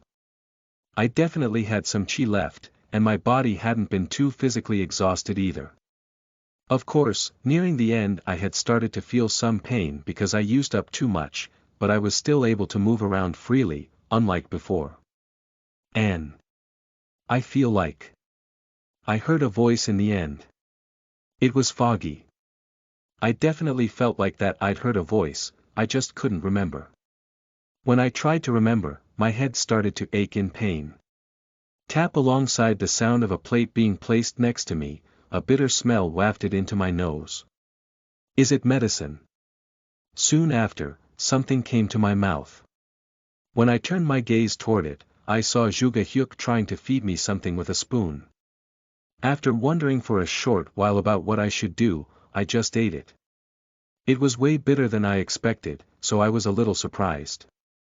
It's just a medicine that suppresses your pain, so eat all of it, only then you will feel better.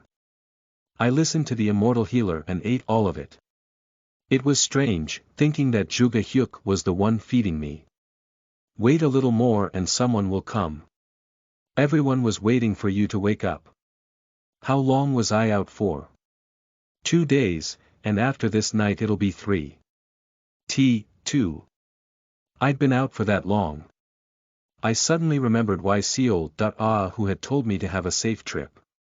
She was probably extremely worried about me. Since you woke up, these kids here will probably feel at ease now. I turned in the direction the immortal healer was looking. Oh. In the corner of the room, I saw 2 girls sleeping while resting their backs against the wall. It was Seol.ah and Namgung.ah. They waited for you without even sleeping, but they fell asleep just as you woke up. For some reason, my heart felt tingly as I looked at them. While I was looking at them, the immortal healer spoke to me. I want to ask you something. Yes. Do you remember how I called you a living corpse back then? Yes, I remember. That was the reason why I'd been looking for demonic stones in the first place, so I couldn't forget. The immortal healer was looking at me strangely as if there was a serious problem. I'm prideful in my ability as a doctor. One could say that he was being arrogant, but it was understandable since these words came from the immortal healer himself. He continued. I lived my whole life with that thought, but this is the first time I've seen such a thing. Did you find a new problem in my body? Again. Is my body some sort of battlefield? Why are so many things happening inside it? Is it because of all the troubles I caused in the past? I began to wonder why all of these problems were popping up. The immortal healer spoke with an expression that showed his complicated thoughts. It's calm. Ha! All of those cheese inside that were trying to devour each other, they are now calm as if they are dead. They've calmed down. It had only been like 10 days since he told me that I could explode at any moment. After hearing the immortal healer's words, I, in shock, tried to put chi around my body, but whether it was because I was tired or something, my abdomen just shook, and I found that I couldn't use my chi. Instead, a different type of sensation flowed through my body. I immediately stopped moving my chi after I felt the chills. Demonic chi. There was demonic chi flowing inside my body. It was murky and unstable, but it was definitely the demonic chi that Yahyaljeek had had. *******, young master is a dummy. Yeah, a dumb idiot. Yeah, when I woke up in the morning, I found myself getting scolded by Seol.ah. My first task for the day, I found, was to calm down Seol.ah who had been about to cry as soon as she saw me. Even after some time had passed, I still wasn't able to completely calm her down because her eyes were still wet. Why do you always get hurt when I'm not there? I found that I couldn't answer Seol.ah's question. Because I honestly felt like that always happened. Then again, I always try my best not to bring her along if I know that it'll be dangerous. That was the main reason. Anyways, that was that. Seol.ah wiped her eyes that were wet with tears. I wondered if I should pat her head or not, but I couldn't easily move my body because I still hasn't fully healed yet. You, really are a dummy. Wait.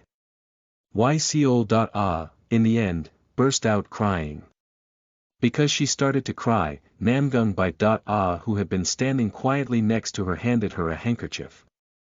Namgung.ah had one of her arms wrapped up in bandages. According to the immortal healer, she would heal in just a few days since every other part of her was fine and she was a martial artist. Seol.ah while wiping her eyes spoke to Namgung.ah with a sobbing tone. Sis. Can I blow my nose? She asked that really carefully.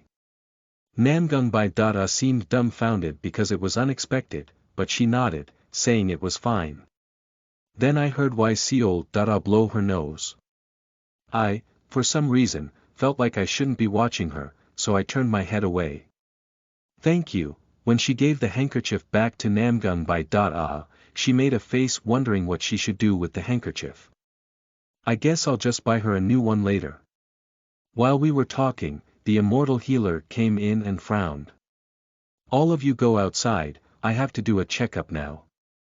See. Can we stay a little longer? You think I can focus with all of you here? Go outside. Even YCOL. Who had been spoiled every time because of her beauty, was kicked out by the immortal healer who didn't seem to care. In the end, Namgung by left along with a disappointed YCOL. My mind didn't feel at ease because she looked at me disappointedly even while she was leaving. After the two girls left, the immortal healer grabbed my arm. How are you feeling? I feel much better than yesterday. I still can't let you loose just yet, so just stay in bed. Yes, sir. It seems like he'd noticed that I want to leave. This place didn't seem like the hut I saw last time. Was I still in Mount Hua? While I was staying still, the immortal healer suddenly spoke. I still haven't thanked you yet. The immortal healer said those words to me while I was just lying in bed. I responded confusedly. What do you? You became like this fighting the guy that was aiming for the hut. The guy that was aiming for the hut. Was that Yahyljik's main goal of coming here? I'd honestly just fought him because I was extremely mad, so it wasn't the situation that the immortal healer thought it was. Doa would have to come here for more info, but it'll take a while because of all the things that are happening right now. When you say all the things, is something happening right now? It's not my place to talk about it. Doa will tell you all about it later. The immortal healer's expression was gloomy while he was saying those words. I felt a bit frustrated because I couldn't see what was happening outside. After massaging my arm for a long time, the immortal healer stood up, seemingly done with the checkup. You'll be able to get up soon as it seems like you mostly healed. But stay in bed today as well just in case. Got it. Thank you. After the immortal healer left, I thought for a bit about my body's situation. The immortal healer can't feel demonic chi. He had been doing a checkup until now, but he didn't mention anything about demonic chi. It could be possible that he purposely hid it from me, but I felt like that possibility was quite low. I didn't know how the demonic chi had appeared in my body, but it seemed like it was, thankfully, slowly starting to purify. It was the same as last time when I'd absorbed the energy from a demonic stone with my demonic absorb ability, and my destructive flame arts devoured the demonic chi afterward and purified my body. But the demonic chi I currently had was noticeably different when compared to the demonic chi I'd absorbed from the demonic stones or the chi I got from the heavenly demon. The Black Palace. It especially felt similar to the murky chi Yahyljik had. It was as if I'd stolen his chi or something. Did I absorb his chi? Absorbing chi not from demonic stones, but from person. I'd never heard of such an ability. Though I probably shouldn't even be saying this in the first place since I absorbed energy from several demonic stones.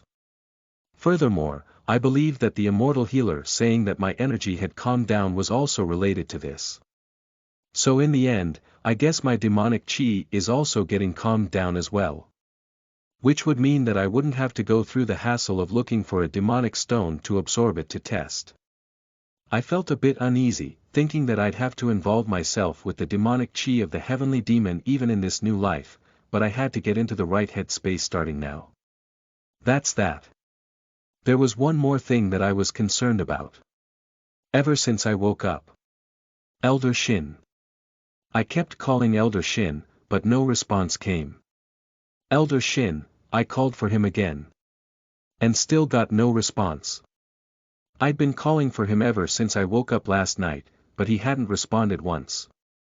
I called for him both out loud and in my mind. Eddie et, but no response came. Where did this old man go? Elder Shin had disappeared.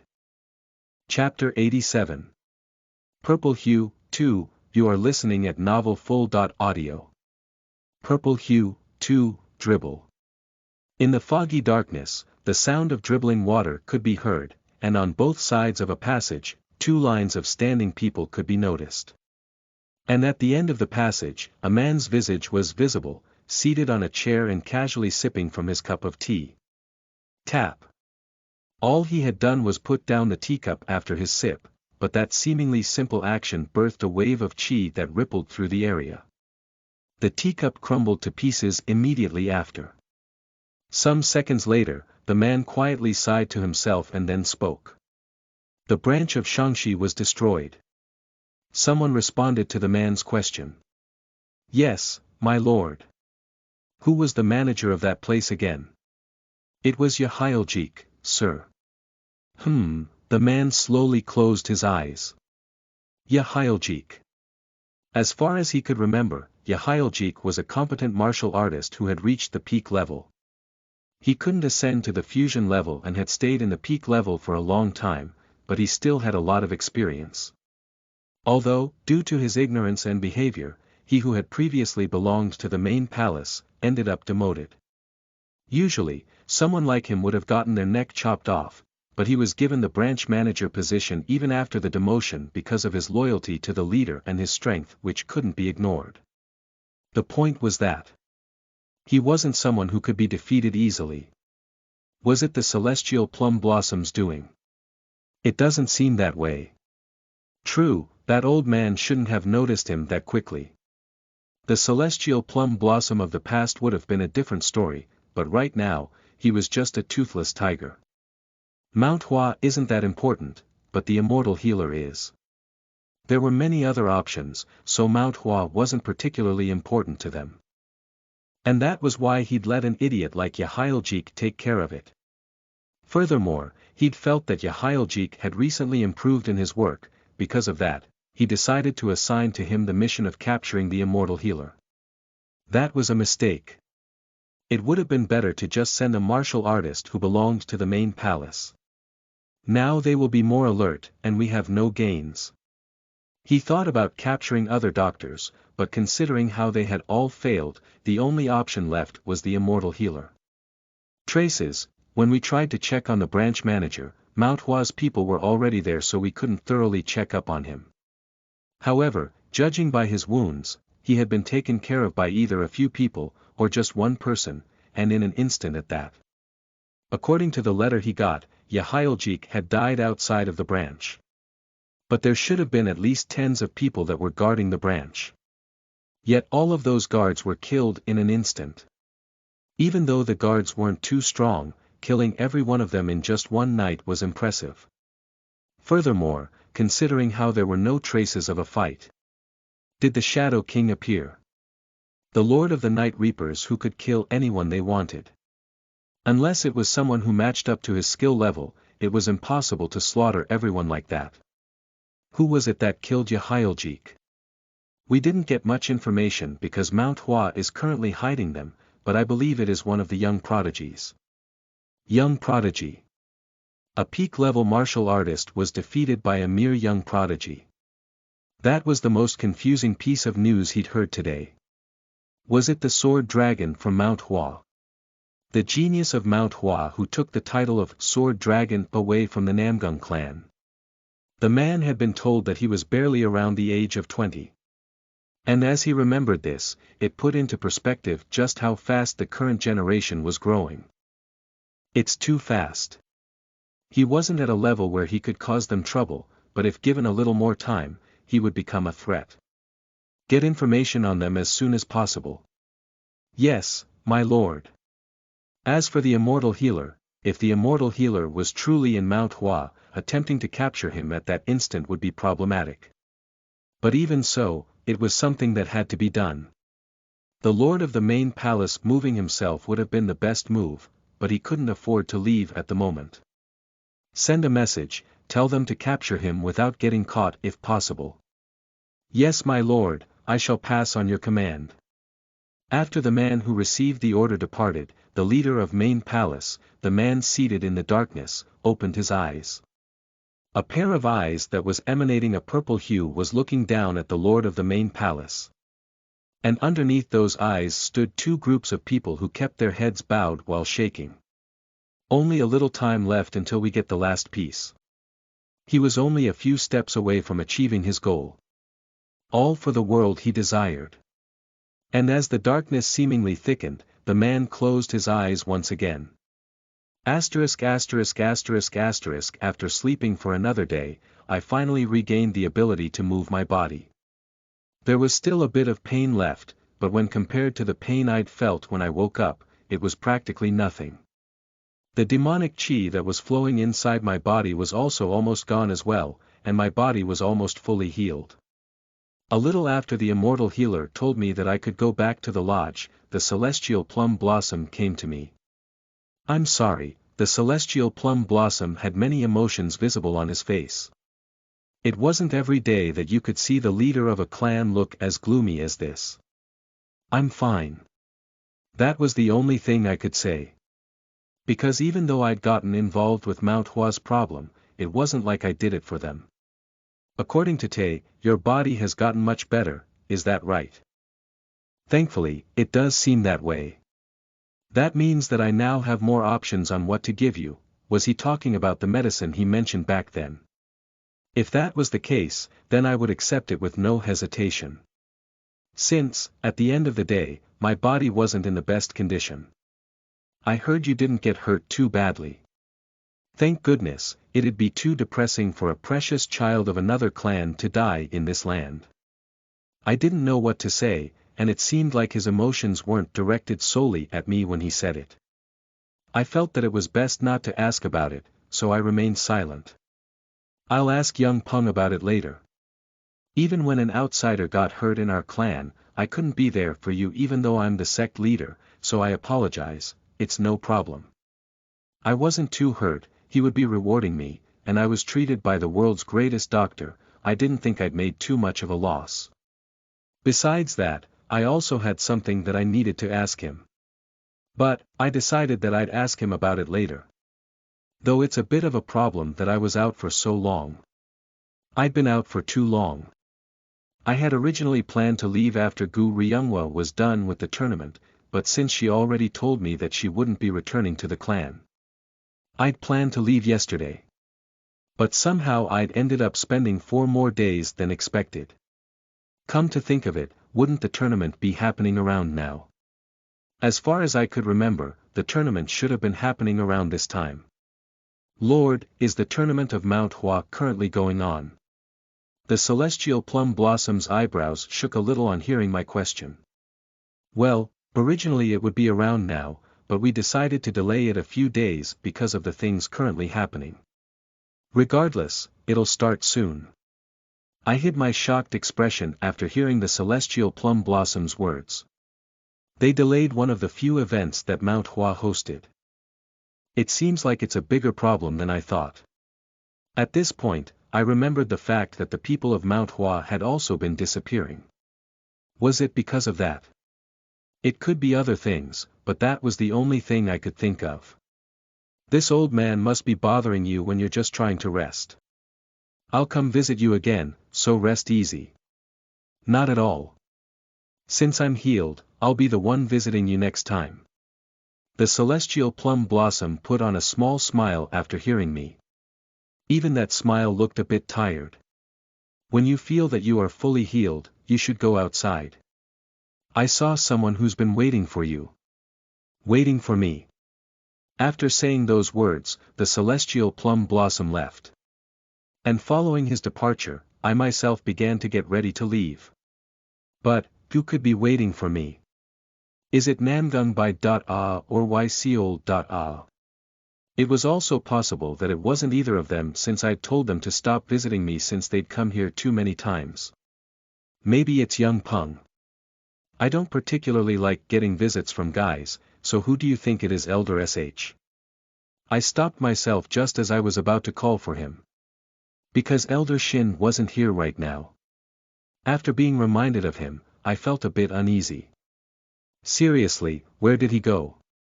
I always treated him like an evil spirit, but now that he is gone, am I feeling sad? I didn't know how to describe my feelings.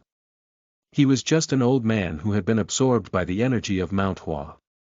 Is this also the demonic Chi's doing? Since the demonic Chi that entered my body was the one that had seemingly calmed down the energies that were inside my body, then was Elder Shin's disappearance also associated with it? Even his departure is as sudden as the moment he arrived. Is this just his law of nature? Or maybe he just fell into a deep sleep? If possible, I'd prefer the latter. Step. I went outside the building for the first time in 4 days after waking up. Putting aside the fact that it was still early in the morning, where was I? It seemed like I was still in Mount Hua, but it was the first time that I was seeing this building. Is it a nursing room? Ah. While looking around, I heard a sound from somewhere. When I looked in the direction of the sound, I saw something shift behind a tree. Is she perhaps hiding? What are you doing there? The person that was hiding behind the tree was Gu Ryumwa. When Gu Ryumwa made a face showing that she hadn't expected to be caught, someone pushed her from behind. Oof. It was Namgung by Ah who had one of her arms wrapped up. Gu Ryumwa, meanwhile looked hesitant, while also looking like she had something to say. What's up? What? She avoided my eyes when I responded. Namgung by Ah rubbed Gu Ryumwa's back after noticing her actions. After feeling Namgung by Ah's hand, Gu Ryumwa let out a fake cough and spoke. Is it okay? Is what okay? Is your body okay? I was surprised because she'd so suddenly shouted at me. Why did she have to shout so suddenly? I'm fine. Namgung by Ah was the one who was more physically injured than me. Okay. After saying that, Gu Ryumwa tried to run away as if she couldn't take it here any longer, but Namgung by Ah caught her. Sis, no, she sorrowfully called out to her, but Namgung by Ah remained strict. I, meanwhile just continued to watch, as I didn't really know what to say to the scene before me. Eventually, after she'd managed to gather her thoughts, Gu Ryumwa stood in front of me once again. Her shaky shoulders were very noticeable. It wasn't audible. So quiet to that I considered using Qi to enhance my hearing. Thank you. Then Gu Ryumwa suddenly shouted. I didn't know that she could shout like that. And after her shout, Gu Ryumwa immediately ran off, seemingly embarrassed. Namgung by Ah didn't bother to catch Gu Ryumwa this time around. You held her here so that she could say that. Namgung by Ah nodded to my question. And then I scratched the back of my neck awkwardly. I was thankful. But I felt like it wasn't necessary. Because, I felt that before hearing that from her, I had to say something to Gu Ryumwa first. But I knew that Gu Ryumwa was being serious with her words, and also knew why Namgung by Ah made her do that. Thanks. And so I was able to say that with ease.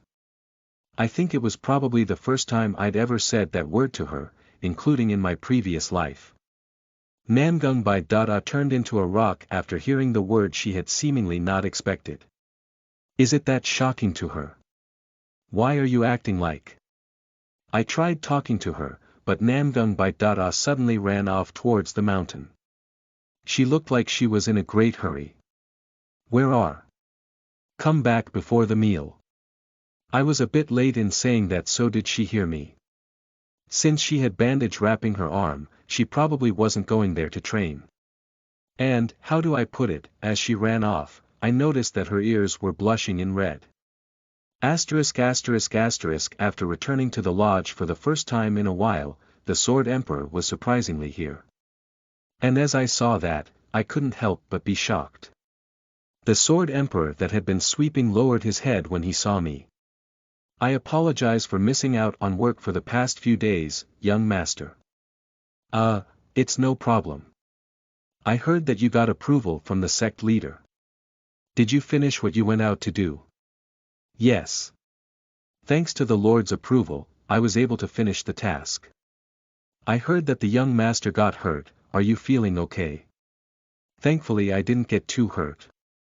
The Sword Emperor put on a smile of relief after hearing my words. I thanked him for his work and continued to walk. No matter how many times I saw him, I found it hard to be around the Sword Emperor. And it was odd as I didn't have much trouble being near the celestial plum blossom who was said to be close to the rank of the Sword Emperor. But, since the Sword Emperor had returned, I could thankfully begin preparing to return to my clan.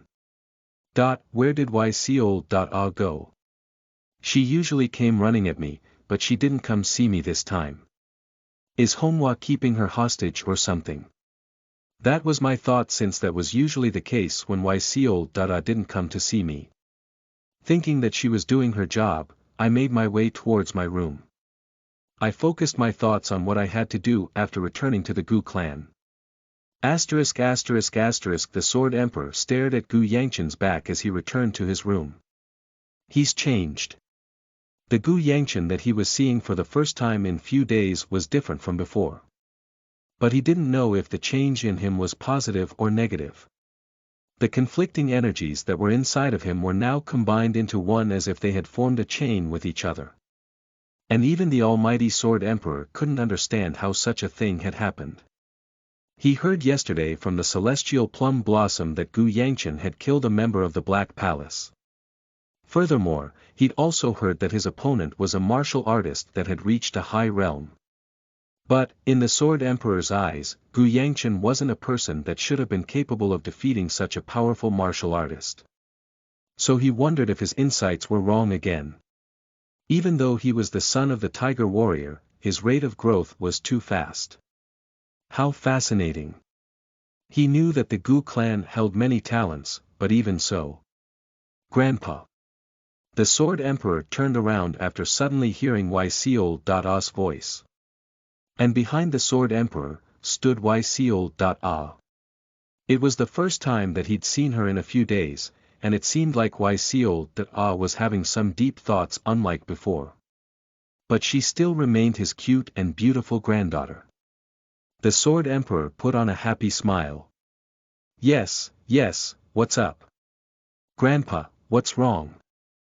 YCOL.A hesitated for a bit and then spoke. I want to learn martial arts. Thud, clatter. The broom the Sword Emperor had been holding fell powerlessly from his grip the moment he heard YCOL.A's words. Chapter 88. Treatment 1. You are listening at novelfull.audio. Treatment 1. After staying inside my room for 2 hours, I eventually stepped outside. I'd been tired and also had some things I needed to mull over. After I'd finished organizing my thoughts and left my room, I found YCOL.A outside. She was sitting on the floor for some reason, so I settled down next to her. What are you? What's wrong? When I tried to speak to her, I noticed that her expression wasn't the best. Her eyes were swollen, as if she'd been crying, and her visage just seemed generally sad. Did something happen? It's nothing. Don't you think that it'd have been more convincing if you spoke to me with a normal expression? She already had eyes that made her seem sad if she put on a poker face, and so the sad expression visible on her face now made it seem like she had just lost the world. YCOL.A eventually responded to me, her tone expectedly sad. I fought with Grandpa. With Elder Y. YCOL.A had an argument with the Sword Emperor. That was unexpected. Usually, no matter what she did, the Sword Emperor spoiled her without really scolding her. So to see that he'd scolded her to the point that she'd cried was surprising. I don't think I've seen YCOL.A get scolded besides that one time when she secretly followed me to Sichuan. For YCOL.A to cry after getting scolded. I wondered what could have happened. I asked as calmly as possible. You okay? Yeah. You really don't look okay. YCOL.A glanced at me with her eyes that had reddened from crying. It looked like she wanted to say something to me, but she didn't say anything at the end. Instead, she quietly stood up, saying that she had to go do some work that Honghua told her to do. Young master. I'll work super hard. Ha. Oh, yeah, work hard. I didn't know what she was talking about, but I cheered her on anyways. After saying that, why Seoul? Ah ran away. I wondered about what she'd meant when she said that she would work hard. Since she was going to meet Honwa, could it be that she was talking about work? Well, whatever it was, I decided that I would buy her some yagua later to change her sobbing face. I went outside the lodge. I still felt a bit of pain, but I was able to move around. And so I eventually found myself walking around the mountain of Mount Hua that I'd recently gotten used to, looking for someone. I headed towards the training area, but didn't manage to find the person I was looking for. Eventually, found him. Not long after walking around the mountain, I found the person, noticing them climbing up a cliff from afar. Master Young Peng. Young Peng turned towards me when I called him, and then jumped off the cliff without hesitation before moving towards me. Young Master Gu. This guy's expression is also down. When I looked at Young Peng, I noticed that he also seemed to not be in his best mood. Young Peng, who usually looked fine even after training for a whole day, was drenched in sweat even though the sun hadn't even set yet. That showed that he was training much harder than usual. As if to prove it, the sandbags that were hanging on his arms and legs were visibly much heavier than usual. Did something happen? Young Peng smiled bitterly at my question. Ever since I'd woken up, I noticed that all of the martial artists of Mount Hua had on similar expressions. I would usually ignore it so that I didn't get involved with it, but I suppressed that thought and asked again. I was going to ask the celestial plum blossom about it, but I couldn't because of how gloomy he looked. If it's something that you can't tell outsiders, then I won't ask any further. For the tournament to get delayed, that meant that it was realistically a big problem, and considering all of the martial artists of Mount Hua were like this, it certainly wasn't good. Young Peng, after thinking for a while, carefully spoke. Do you remember how I told you about how some of our people have been disappearing lately? Yes, I remember. We found the people that disappeared a few days ago. I knew it, my guess had been correct. I had been thinking to myself, wondering about whether they had found success in their search. They hadn't been successful previously even with the swordsmen of Mount Hua joined the search party, but it seemed like they had now managed to make some headway. However, while it was a good thing that they'd found them, judging by their reactions, it didn't seem like the states they'd been found in could be considered good. Young Peng's gradually darkening expression in his following words cemented that thought. When we found them, the seniors were already dead. Were you with them when they were found? Yes, since there aren't that many swordsmen of Mount Hua left anymore. For them to bring someone as Young Peng along, they must have been really desperate. But at the end of the day, they were found dead, huh? It was possible that the perpetrators had some sort of grudge against Mount Hua, or that, considering how they only captured the swordsmen of Mount Hua, they trying to weaken the clan's forces. Whatever the answer is. I never heard of such a thing happening. And another thing, Young Peng seemed like he had something more to say, but seemed very hesitant to share it. Eventually though, he took in a deep breath, let it out, and then continued speaking. When we found the bodies, all of their blood had been drained out. Not a single drop remained. My eyes widened as I heard Young Peng's words. The corpses had no blood in them. All of them, at that. Just imagining it painted a brutal image in my head. After considering how the students they had been so intensely searching for had been found dead, and with their bodies in such horrible states, it was understandable why everyone was depressed. However, one thing made me curious. Why was it that not just one but all of the bodies of Mount Hua's swordsmen had their blood drained? Master Young Peng, yes. I asked Young Peng, just in case. Is it possible that you found the bodies in the area that belonged to the Black Palace? Young Peng gasped after hearing my question. How do you know that? Judging by Young Peng's reaction, I was certain that it was the Black Palace's doing. I had asked just in case, as I had been running into them frequently in recent times.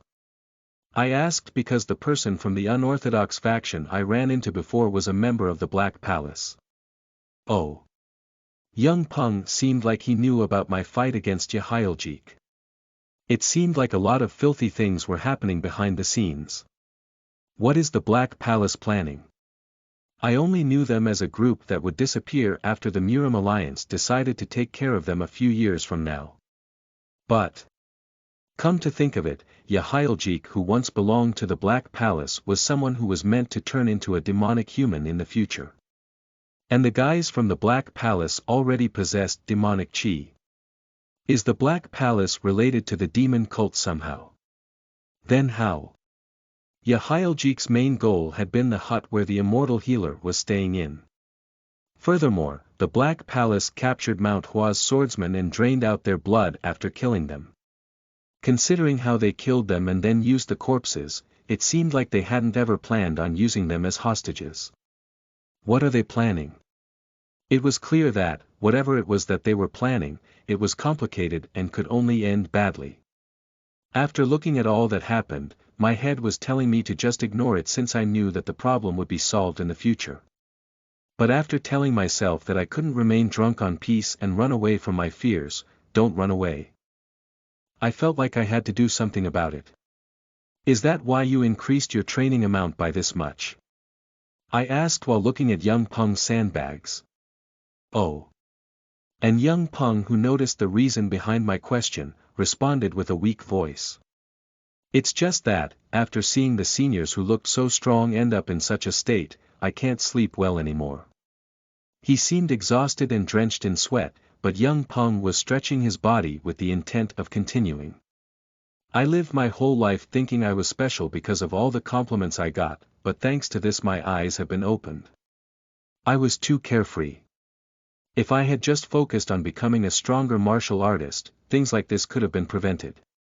As young Peng spoke in a serious but calm tone, I simply continued looking at him. After hearing young Peng, I felt like his thoughts were absurd. Why Seol-Da killed the heavenly demon and saved the world in my previous life, but even she couldn't save everyone.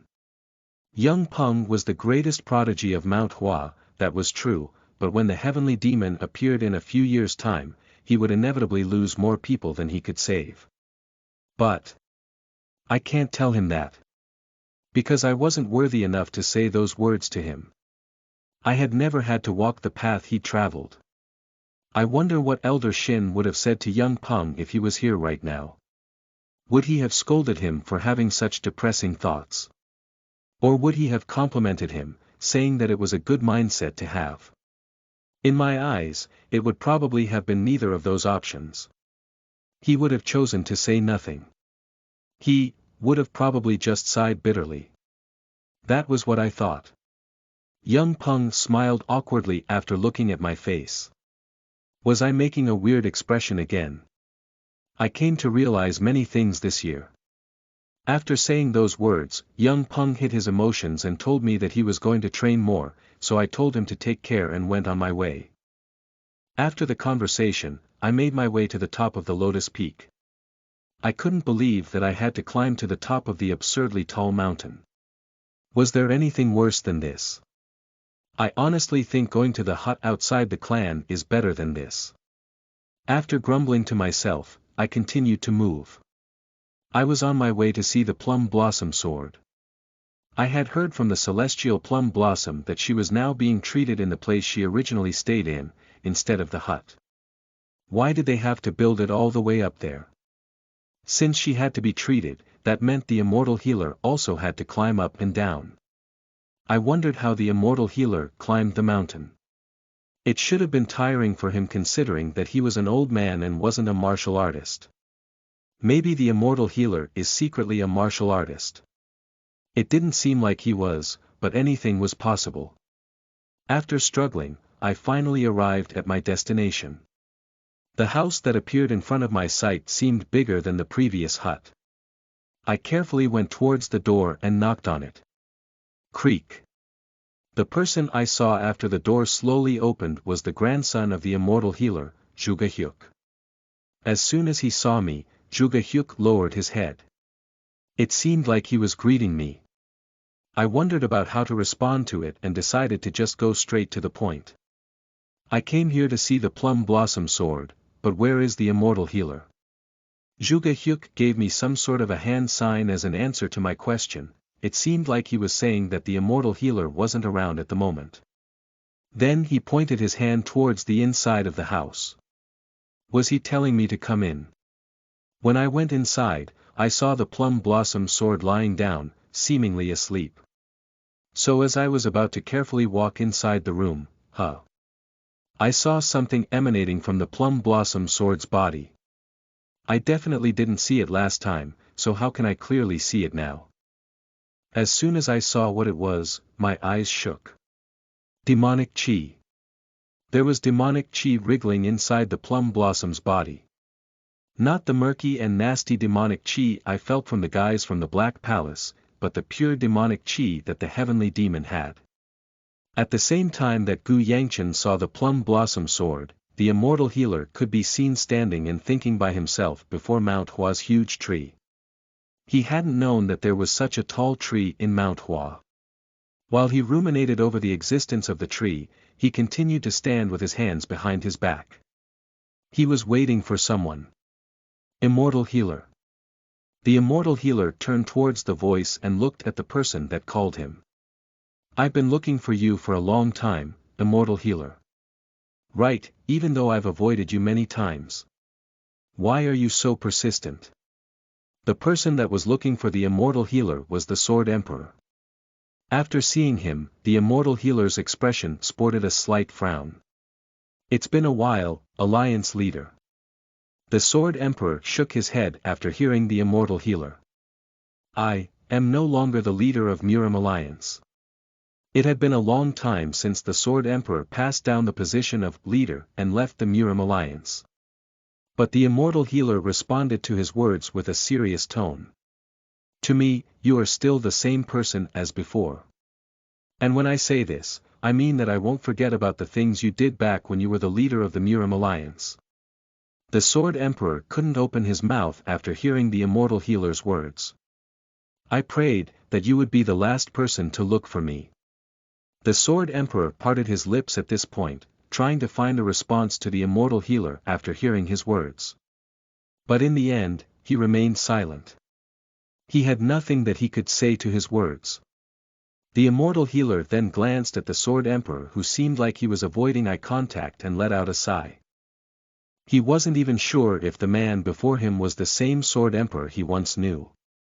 The almighty man who was known as the Sky of the Orthodox faction, was now in a state where he was mentally lost. Doa wasn't wrong. The immortal healer had cussed at the celestial plum blossom when he heard who he wanted him to see. But even while receiving his harsh words, the celestial plum blossom had stubbornly continued to beg him to see the Sword Emperor, saying that even someone like him deserved atonement. But the immortal healer thought that too much time has passed for that to happen. The hatred and the grudge he felt for him was already buried in the past. To forgive him was too hard to do. But to continue holding a grudge against him was also hard, since he somewhat understood him. So, as he looked at the sky that was slowly fading away, the immortal healer found that he didn't feel joy. Even though he had wished with every fiber of his being that it be destroyed in the past. The immortal healer looked at the Sword Emperor and spoke after letting out a deep sigh, "Why did you come here?" And the Sword Emperor showed visible surprise after hearing the immortal healer's question. It seemed like he hadn't expected the immortal healer to ask him this so easily. Frowning at the Sword Emperor's reaction to his question, the immortal healer continued. Don't take it as if there's a big meaning behind it. I only asked because I was curious. Thank you. After thanking the immortal healer, the Sword Emperor slowly started to let out all of the things he had been holding in for a long time. Chapter 89. Treatment 2. You are listening at novelfull.audio. Treatment 2. Not long after I decided to take a seat and wait, the plum blossom sword woke and opened her eyes. I heard you were hurt, but thankfully it seems like you're healed. The plum blossom sword spoke in a dry tone. And all I could do was nod my head at her worriedly spoken words. I didn't know what to say to her. My thoughts had grown very complicated after I caught a glimpse of the demonic chi flowing inside her body, and I was trying my best to hide them. If you'd gotten seriously hurt, I would have been very sad. Thank goodness, thank you for worrying about me. No. I apologize for making you come all the way here when you must be busy and haven't fully healed yet. It's no problem.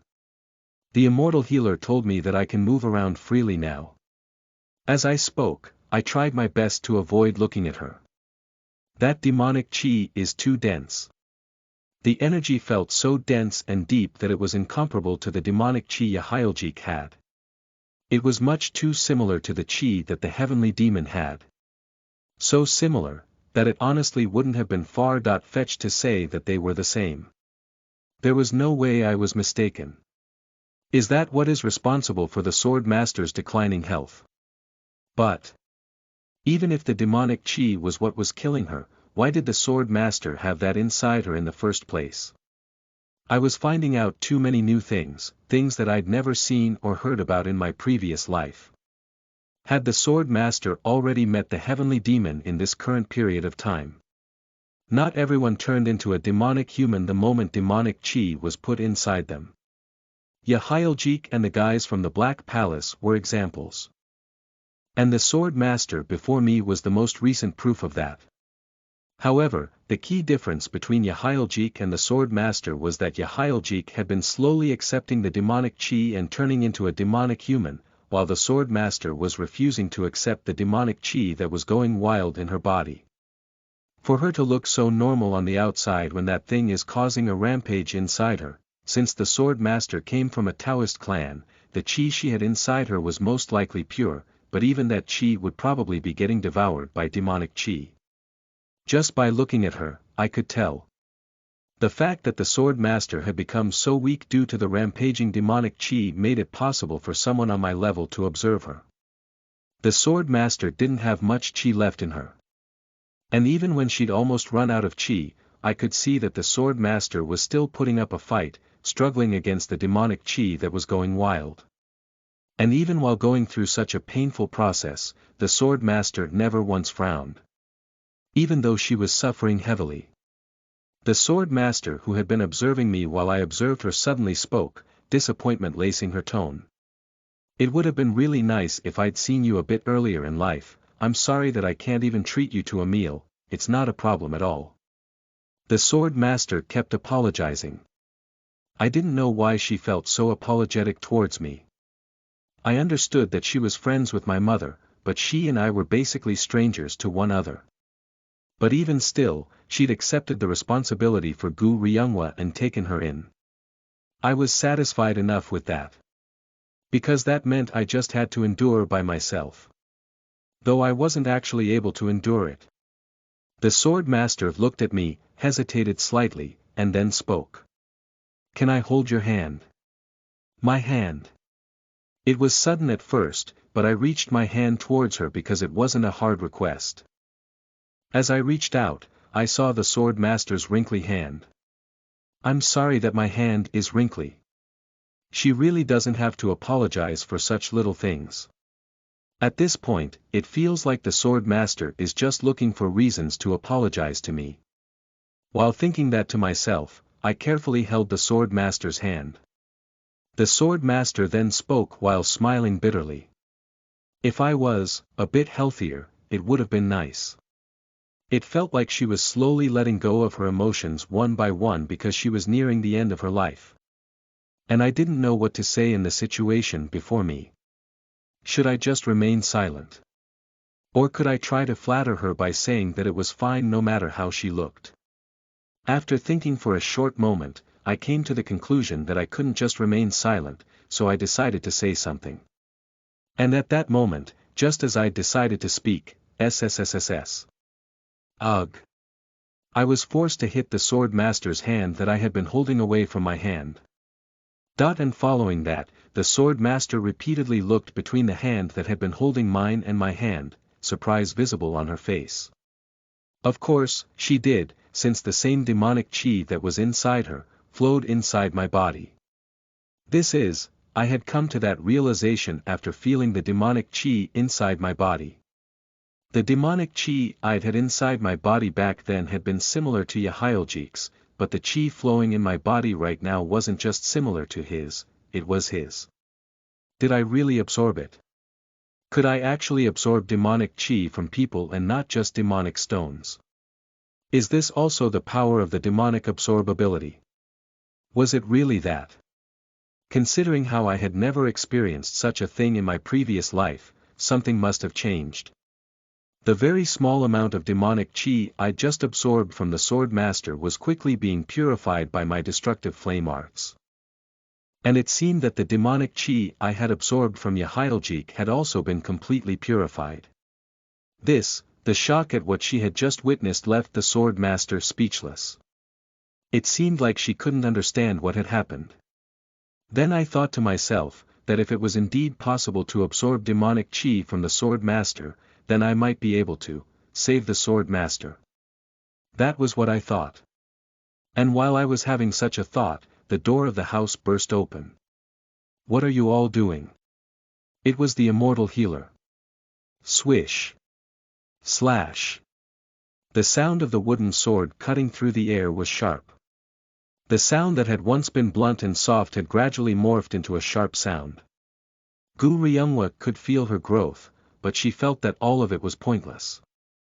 Half a step forward, keep the point of the sword in the upper body area, swoosh. A small amount of chi was poured into her sword. Even when not actively trying to do so, her movements remained extremely accurate.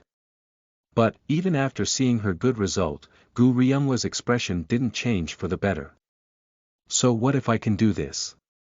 After that day, she had trained repeatedly, but her mind was never at ease. The image of herself shaking in front of that enemy was a memory that she hadn't managed to shake from her mind. She instinctively knew that she couldn't win against him. But that wasn't even the important part. Whether she could win or not, her master had told her to never throw away her pride and responsibility as a martial artist, but she was ashamed of herself because she had done exactly that. Namgung meanwhile, had stood in front of her, holding onto her sword to protect her. She had known that she couldn't win against him, she had also felt the fear of death. But even so, she hadn't hesitated. But while thinking of the person that had stood in front of her, holding a sword to protect her, Gu Ryungwa clenched her eyes shut as she felt her guilt rising all the way up to her neck. I only know how to run away, but I dare to make my sword blossom. Gu Ryungwa felt that she wasn't worthy of becoming a martial artist, let alone making her sword blossom. Then her thoughts went to Gu Yangchen. She'd heard that Gu Yangchen was the one who had taken care of the monster who even Namgung had not been able to win against. She wondered how such a thing was possible from a person that used to be so weak and selfish. The last time she had seen him was around this time last year. The Gu Yangchen she'd seen back then was the same as ever. Gu Ryungwa clearly remembered him doing nothing while also treating everyone horribly. It had been around that time that she had decided to completely let go of Gu Yangchen.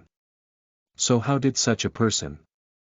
She wondered, about whether it was doubt or jealousy she was feeling. Gu Ryungwa started to swing her sword once again. She put more strength into the swings than before. If she didn't want to become a useless person, she had to focus. She trained to the point when she was about to collapse from exhaustion. To be more specific, she swung her sword until she was forced to stop. She stopped her training only after her arms had started to shake, sweat flowing down her chin. Gu Ryungwa had been dedicatedly focused on strengthening herself for the past few days while also sleeping less. I should go see my master now. She remembered that her master had come back to Mount Hua for safety. Her master had teared up after hearing that she was able to escape from a life-threatening danger. Saying that she was a bad teacher. Even though Gu Ryungwa had never once thought that she was a bad teacher. Even though she thought that she herself was the bad one. As she prepared to leave so that she could wash and change her clothes, she saw someone. Oh. It was young Peng. And he was someone who Gu Ryungwa felt uncomfortable around for numerous reasons. Young Peng, meanwhile, lowered his head in greeting when he saw Gu Ryungwa. Because Gu Ryunghwa was still a second-generation student. Senior, were you training until now? Gu Ryunghwa didn't respond to Young Peng's question. She just nodded slightly and walked past him. Too much training, isn't that? Mind your own business.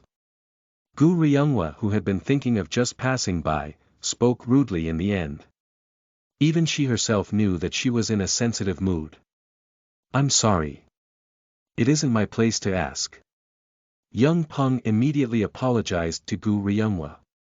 Gu Ryunghwa, after hearing him, continued to walk again. She didn't want to look Young Peng in the eyes.